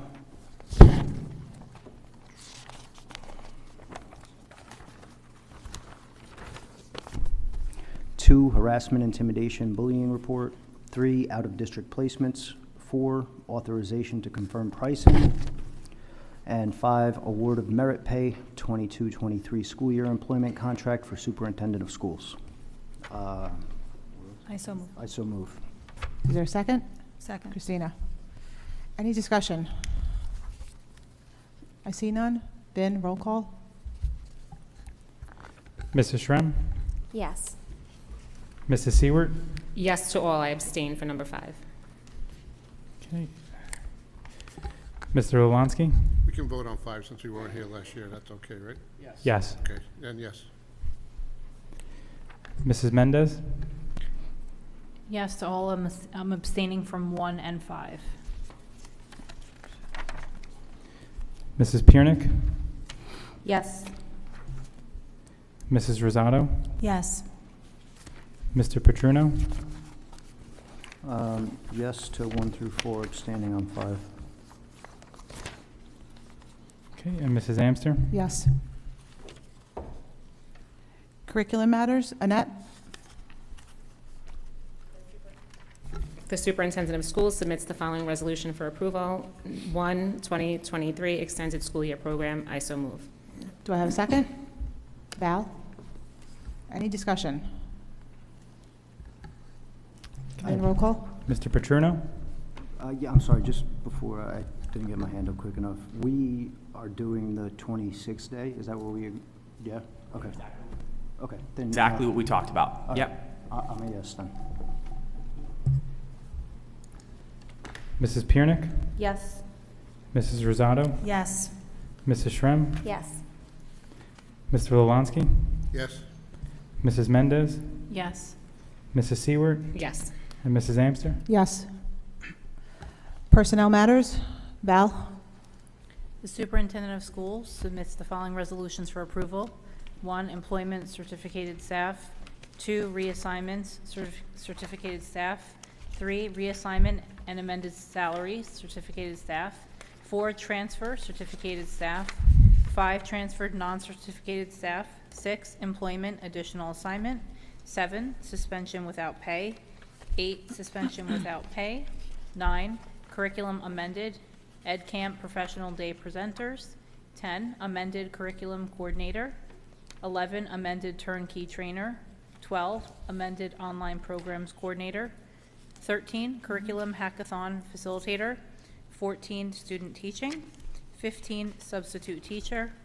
I so move. Do I have a second? Jessica? Any discussion?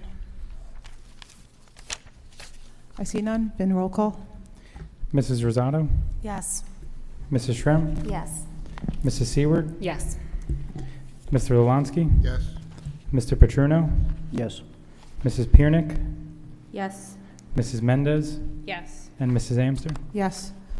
Policy Development and Community Relations Matters. Michael? Policy Development and Community Relations Matters, the Superintendent of Schools submits the following resolution for approval. 1, revised 2022 to 2023 school year calendar. I so move. Do I have a second? Annette? Any discussion? I see none. Vin, roll call. Mrs. Mendez? Yes. Mr. Petruno? Yes. Mrs. Piernick? Yes. Mrs. Rosado? Yes. Mrs. Shrem? Yes. Mrs. Seward? Yes. Mr. Lolansky? Yes. And Mrs. Amster? Yes. Ms. Amster, can I just say something real quick? Okay. All right, so tomorrow we're going to blast out to the community the revised calendar and then also the brand new calendar. So that will go. Dane, you're on ESY, putting all that information out because that took me backward. And that's what we needed. Okay, so we'll communicate everything succinctly to the community. On to old business. Old business? I just wanted to let everybody know, so what I presented about the stabilization aid, that is going to be on the next agenda, as it was outlined in the green notes, that we were presenting that for approval for the active panels and for the buses. And then active panels will finish you off for most likely what's probably 7 to 10 years. You won't have to think about classroom technology. You're 100% covered. Okay. 100%, which is just an amazing thing. So Vin and Chris, you guys did a great job in that grant in really saving us money over the long haul, both in technology and transportation. Great job. Anybody else with old business before we move on to new business? New business. I just want to announce the committee chairs and the people that are on the committee. The board already knows, I'm just making it public knowledge now. Buildings and Grounds, Aldo's the chair, Susie and Jessica. Policy, Val's the chair, Aldo and Michael. Communications, Annette is the chair with Christina and Jessica. Safety and Security, Michael is the chair with Jill and Susie. Special Education, I'm the chair with Jill and Val. And Curriculum, Christina is the chair with Annette and myself. And then for the liaisons, Robertsville, we have Jill. MMS, we have Michael. Marlboro Memorial, we have Val. Morrell, Susie. Dugan is Annette. Abbott is Christina. DeFino is Jessica. Asher is Aldo. CPAG, Val. Scope, Jessica. NJSBA, Susie. Monmouth County SBA, Aldo. Marlboro Township Liaison, Michael. MEF, Annette. And Freehold Regional High School District is Jill. The people, the administrators that are in charge of the committees will be reaching out to you so you guys can set up, and then you'll have agendas and all that. And then hopefully at the next meeting, you'll have a date so you can report out when your meeting will be, and then we'll go from there. Yeah, and everybody's already shared on every agenda. Everybody has view only if you're not on the agenda, so we're not all working in it together. So you should have everything. If you can't find it in the drive, just let us know. We'll be happy to help you. And then, Mrs. Amster, would you like us to have the corresponding principals place the board members onto the blasts for their buildings? I think that would be helpful. Good? Yeah. Okay. Chris, could you tomorrow ask Liz to action that for me, please? Yeah, I will. Thank you so much. I already get Dugan's if you want to just get that one. And that's covered. Yeah, I'm good. I have new business if I can. Just because Berkeley Township has been brought up so much with the conversation with NJCIE. Dr. Hibbs, since I take mental health so seriously, would it be possible to send out a blast to the township offering reassurance that if a tragedy like one that took place in Berkeley Heights that that MTPS is prepared with the right protocols, since it was, it's now getting nationwide attention, that maybe the district handled it in a way that not everyone agrees with, but the young lady that took her life should definitely be memorialized as getting support from other surrounding districts. So maybe if we could just reassure the parents that, you know, if in the horrific case that something like this happened in Marlboro, that we would support the students and the parents and the district. Just a little reassurance in a dark time. That's all I'm asking. So I'll do whatever the board would like me to do. I think that the fine line you have here is if you send something out every time something happens, then it almost loses its impact. That situation had a lot of circumstances, right? So I want to be very mindful of the fact that there's a fine line between reassuring people and then pointing out that maybe we would have handled things differently. So there's.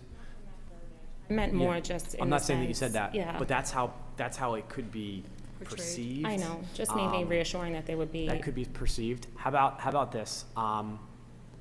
Why don't you let us put together an overall mental health communication? Yeah. Okay. And that way it would be like non-specific to that, Yeah, but it can Voorhees include sent one it out, can include our so- resources, it can include a link to all of our psychologists. That would be and great. our, is that good? Sound good? Thank you. All over it. Public comments, Vin. Dean, can you talk to Beery, please, about putting that together? You got it. I just have one new business, so everybody has their lovely binders in front of them. These are your 23-24 budget binders. Now, along the path to getting it approved tentatively, there will be some additional items that are sent to you to be put in your budget. So don't be alarmed if one of the tabs is missing something. It just, we have not provided it yet. Just to go over exactly what each tab is. So right when you open it up, you'll see an index. Section 1, your board member notes, is the memo that I sent out today. Now, I'll continue to send out memos as we receive updates such as state aid or Chapter 44. Your public presentations in tab 2, every time we do a presentation, we'll give you a hard copy to add. All the presentations we've done so far are in there. Section 3 we'll provide to you. Section 4 is in there, as well as Section 5. Section 6, your chart of accounts, that's basically, so how we build the budget, we have to follow the New Jersey chart of accounts, which is uniform. So that's really like a guide or a glossary to identify what account is what when you're actually looking at the other tabs with the district or department budgets or the school budgets. Section 7 is just your overall proposed budget as a whole, so that $95 million number, and then it breaks down by department or school. And you'll see on the cover pages for the schools, and mostly all the departments, they'll show you a overall four-year breakdown. Mainly for the schools, they'll show you the enrollment that has been projected or is actual over the years, so you can see the trend of why they're budgeting maybe lower or higher. Usually it's based off of enrollment.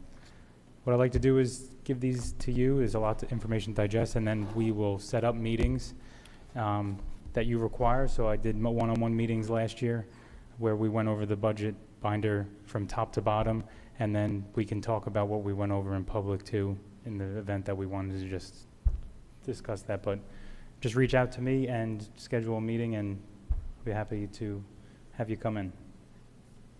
You're welcome. Thanks, Vin. Anybody else with new business? Public comments. Vin. Sure. So I have for second public comment, Mr. Moshe Grant.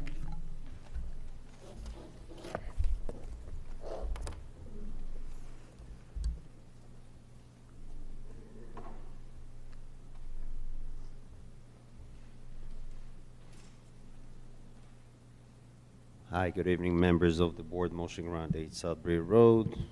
I sent over an email with a few questions in a chain of event of something that happened.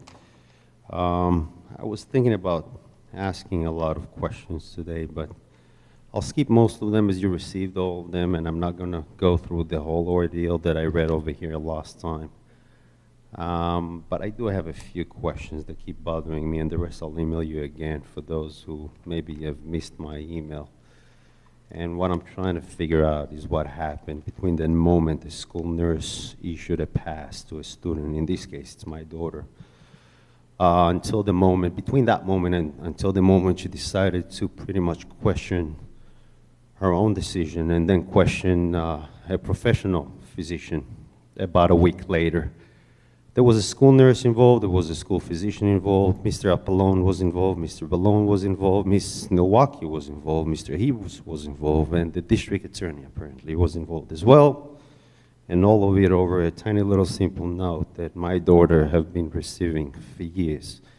I also requested, Vinny over here sent me back one email communication between Miss Milwaukee and Mr. Heaps, pretty much picking on my daughter, but that's for your interpretation to figure out. What I'm trying to figure out is, if so many people are involved, how did the communication take place? Is it something unofficial? Do we talk behind closed doors about children over here and their personal disabilities or problems or physical conditions or whatever it is? How is it there's nothing there? Thank you. Anybody like to comment? Aldo? So I wanted to thank you first off for sending that email, because it had, you know, along with the timeline, it had all the correspondence that you were talking about, which once reading through made it a little easier for me to understand, like, the timeline as you were explaining it at the last meeting. I do have some questions on this. You know, hopefully we can get some clarity on what did exactly transpire there, because you know, it is a little concerning, you know, and hopefully it was coincidental, you know, but I would like to get some clarity. Based on the notes that I took, from what I understand, Mr. Petrino, the only thing I would say, sorry to interrupt for 1 second. Yep. I understand that Mr. Grant raised the issue in public, but generally speaking, we do not discuss student matters in a public arena for liability issues, privacy issues, and so forth. So to the extent that we're going to be talking about a specific student, and I know who it is, we all do based on Mr. Grant's comments, that should be a discussion, in my opinion, that's really reserved for closed session. Okay.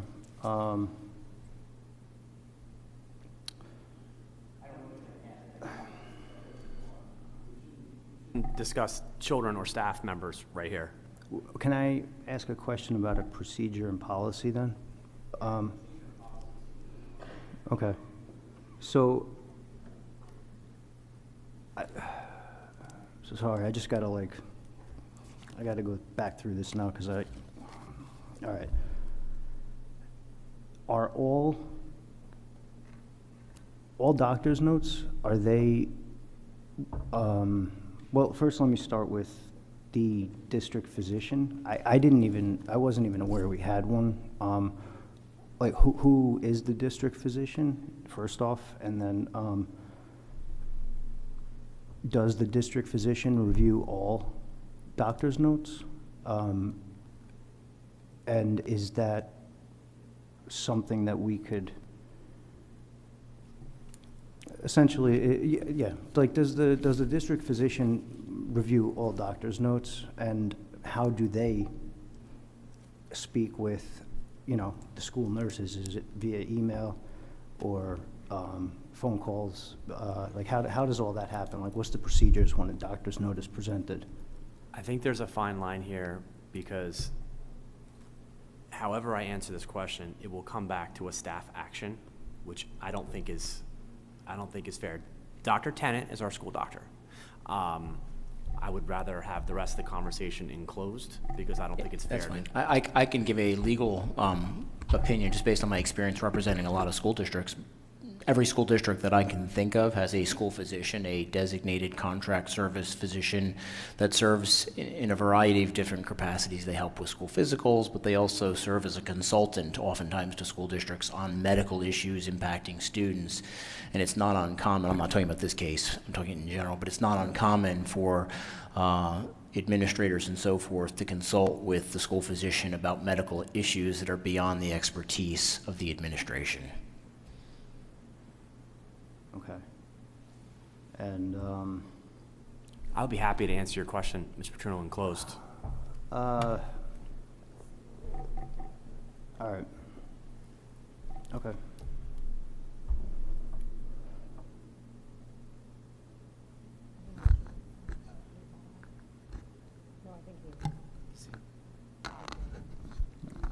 So next up is Mr. Steve.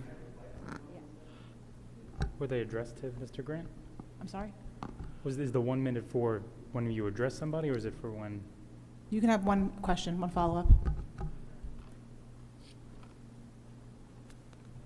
My first question would be, if we're talking about my daughter in a closed session, I would like to be there.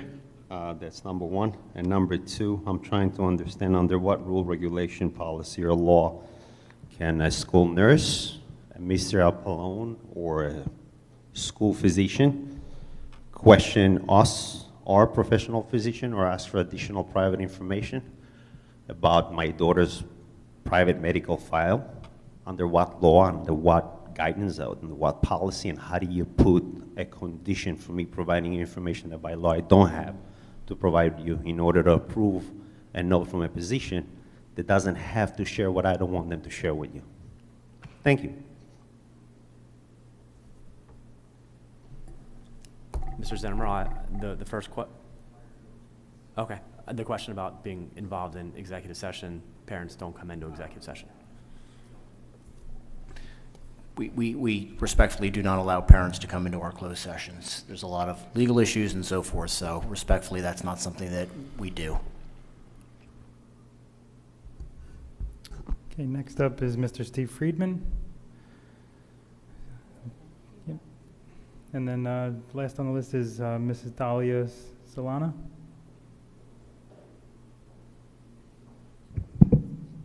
Dahlia Salama, 1 Tupelo Drive, Marlboro.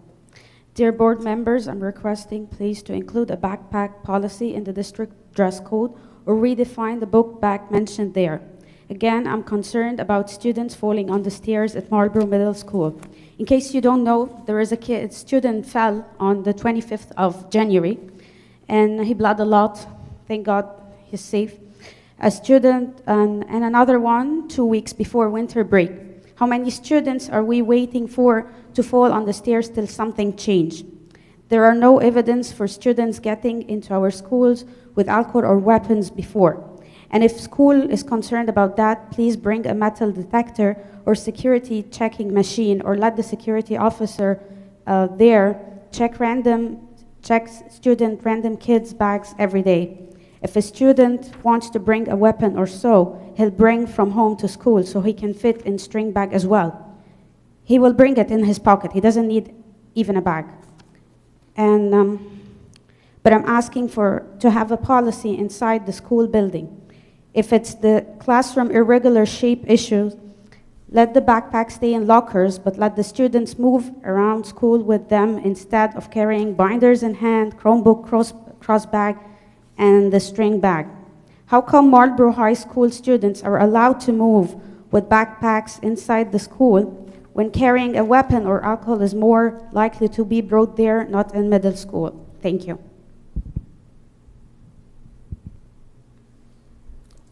Anybody like to comment? I would just like to, I know we had been, told that the backpacks were a security issue. I understand if we can't discuss it in public, but if somebody, I'm just wondering if we can get some clarity in executive session, because I'm still not putting the connection together there between what the difference is between a backpack and the string bags. Agreed. I know we had asked in the last meeting if we can discuss safety, security, and all of that in executive, so I think we are going to do that, right? Anyone else? Mrs. Visonsky?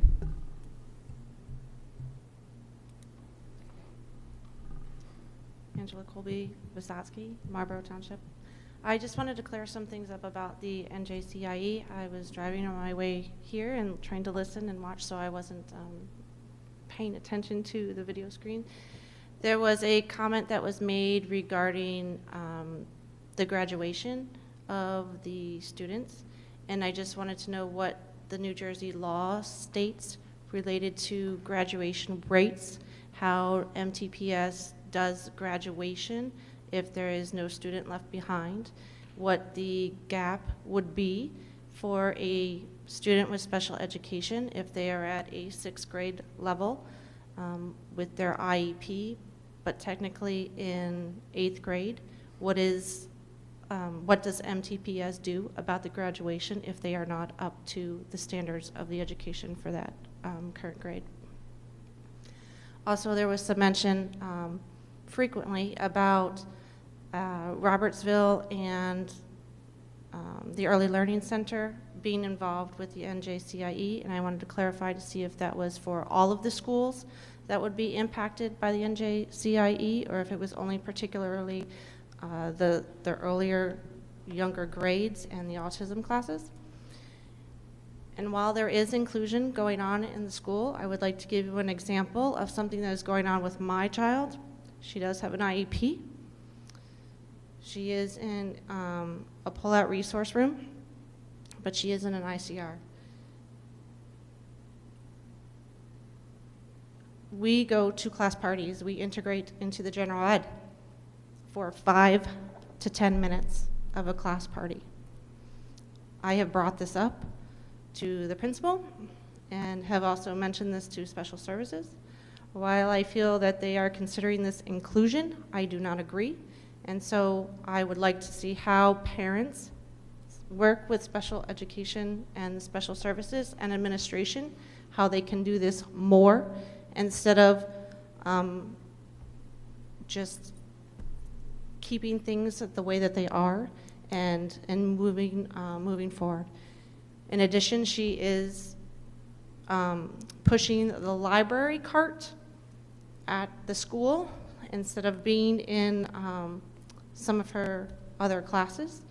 I don't know what the purpose of this is, if it is to integrate to no other general ed kids and get her to be more social. But there are things going on in the district that are inclusive. Whether or not I agree or disagree with what is happening with NJCIE and how they can help, I would like to learn more about that. So I'll reach out to special services. Thank you. May I? This is part of the concern about the 3 to 9 year window that the NJCIE requires for the full implementation of the program. Is there something more immediate that we can do to resolve issues, just as simple as letting special ed students have lunch with gen ed students? You know, maybe come up with some type of buddy system where the 5th graders can take on a special ed student, just help them feel more included and part of the everyday tasks. Is this something that we can discuss with principals at that level? Something as simple as class parties can help tremendously. Yes, so just to answer some of the questions that I can. So NJCIE, the goal for this proposal will be all schools, district-wide. If we did the grant, we have to do school by school, so they could award to every single school, or it could just be a Dugan or Defino, which is why we wanted to go first with the proposal to do all schools. So absolutely, all schools. Also, in terms of what we're doing for inclusion.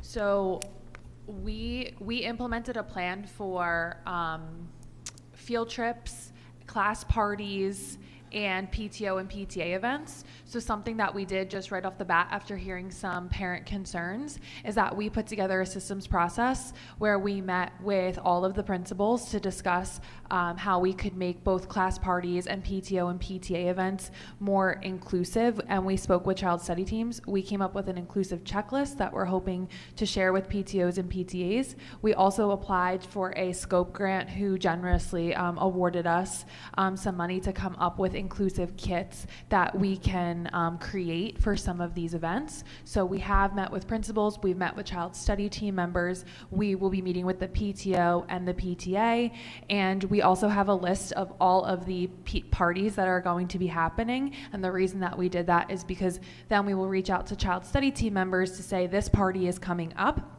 and how can we include kids? I do want to say, though, that sometimes is on an individual basis. So I'm not speaking about any person's child, but what I want to say is there are some students that, due to their IEP needs, when we look at their IEP and we speak with parents, they can only sustain 10 minutes. Sometimes they can, sustain a whole lunch period. So we work on that basis on the individual need of the child, but we do feel that this is an area that we can continue to improve in, and that is one of the reasons why not only did we implement immediate steps, but we did reach out to NJCIE. Just one thing to touch on. Were you going to say something? Oh, okay. Just one thing to touch on that and the immediate fix. So I like the idea of the checklist, right? Because, you know, for myself sitting on a local, you know, board here at Memorial, that's important. And not only for school parties, but our elementary schools have more events than middle schools, as we know. I think, though, something that would be a quick hit and success is, along with that checklist, I think you said you were going to meet with the groups, right? I would include the entire PTA group. So maybe it's you meet with Old Middle and Memorial PTA boards together, and because it allows for that back and forth in the questions, whether it's too loud, or I think Ms. Vysotsky had offered for CPAG last year, I think a special showing of Aladdin, right? Things like that. That could be an immediate thing that can happen next week. So I wouldn't just to be sure, I wouldn't just roll out the checklist in an email. I think you had said you're going to meet with the groups, which would be fantastic. Yeah, and I think that's a great idea to maybe, one of the ideas that we had is, you know, Dr. Hibbs meets with all the PTOs and PTA leaders. So we were hoping to present there, but I think it's a really great idea too to maybe hit like the middle schools together, the elementary schools, and we've come up with a systems process with the principals where when there's large events, so a great one might be like the 5th grade or with the pre-K moving up ceremony, we will be consulting with the PTAs and the PTOs to give them some ideas on ways that they can make it more inclusive, and also try to help them set that up, because we understand that's not everybody's area of expertise. So I totally agree with that. And also, Ms. Vysotsky, to answer your other question, so in terms of graduation, I believe that what Fred was speaking about was high school graduation, and he was looking at the Marlboro High School, but in terms of graduation rates for, you know, our 8th graders, students graduate based on obviously not just their grades, but that they're making progress, you know, through their IEP goals. So it's not like just because a child is 3 grade levels behind that they're not going to graduate 8th grade. That's dependent obviously upon their success in middle school. So that wouldn't necessarily be that they are retained unless that is something that both the parent and the child study team feel is necessary. Just one last thing, Dr. Blair, on the piece of the inclusion checklist. My recommendation, because I haven't seen this, we just also make sure that it would be grade and age appropriate. So for example, if you were going to send it out to Robertsville, Defino, Dugan, and so forth, that you could list out, you know, K through 2, you know, 3 through 5, right? Because a 5th grader's needs are different than a 1st grader's needs. And what activities you can include, whether it's at a small function or whether it's on a larger scale. And then obviously the needs of a 7th grader and what we would do at, say, a carnival and so forth would be different. And so I think that would be super helpful to the schools if we could just do something like that. Yeah, that's a great idea. Thank you for the suggestion. And I just want to say that from what I heard tonight with NJCIE, while the end result, the end goal might be 3 to 9 years, there's going to be progress made every step of the way. So even this first stage, there will be progress made, correct? Yes, so if you look at the contract just in the first stage, which would only be from March until June, there will be significant professional development and coaching along with implementing steering committees and implementing trainings for parents as well. So to me, even that first stage could be a significant increase in inclusion. So even if we don't continue, like let's say we try them out from March till June, we could still have a huge impact to us, and then we can reevaluate. So we have to, you know, not focus on that 3 to 9 years that sounded like so far in the future. Instead, just focus on right now and where it could bring us today over the next 6 months, where it can bring us.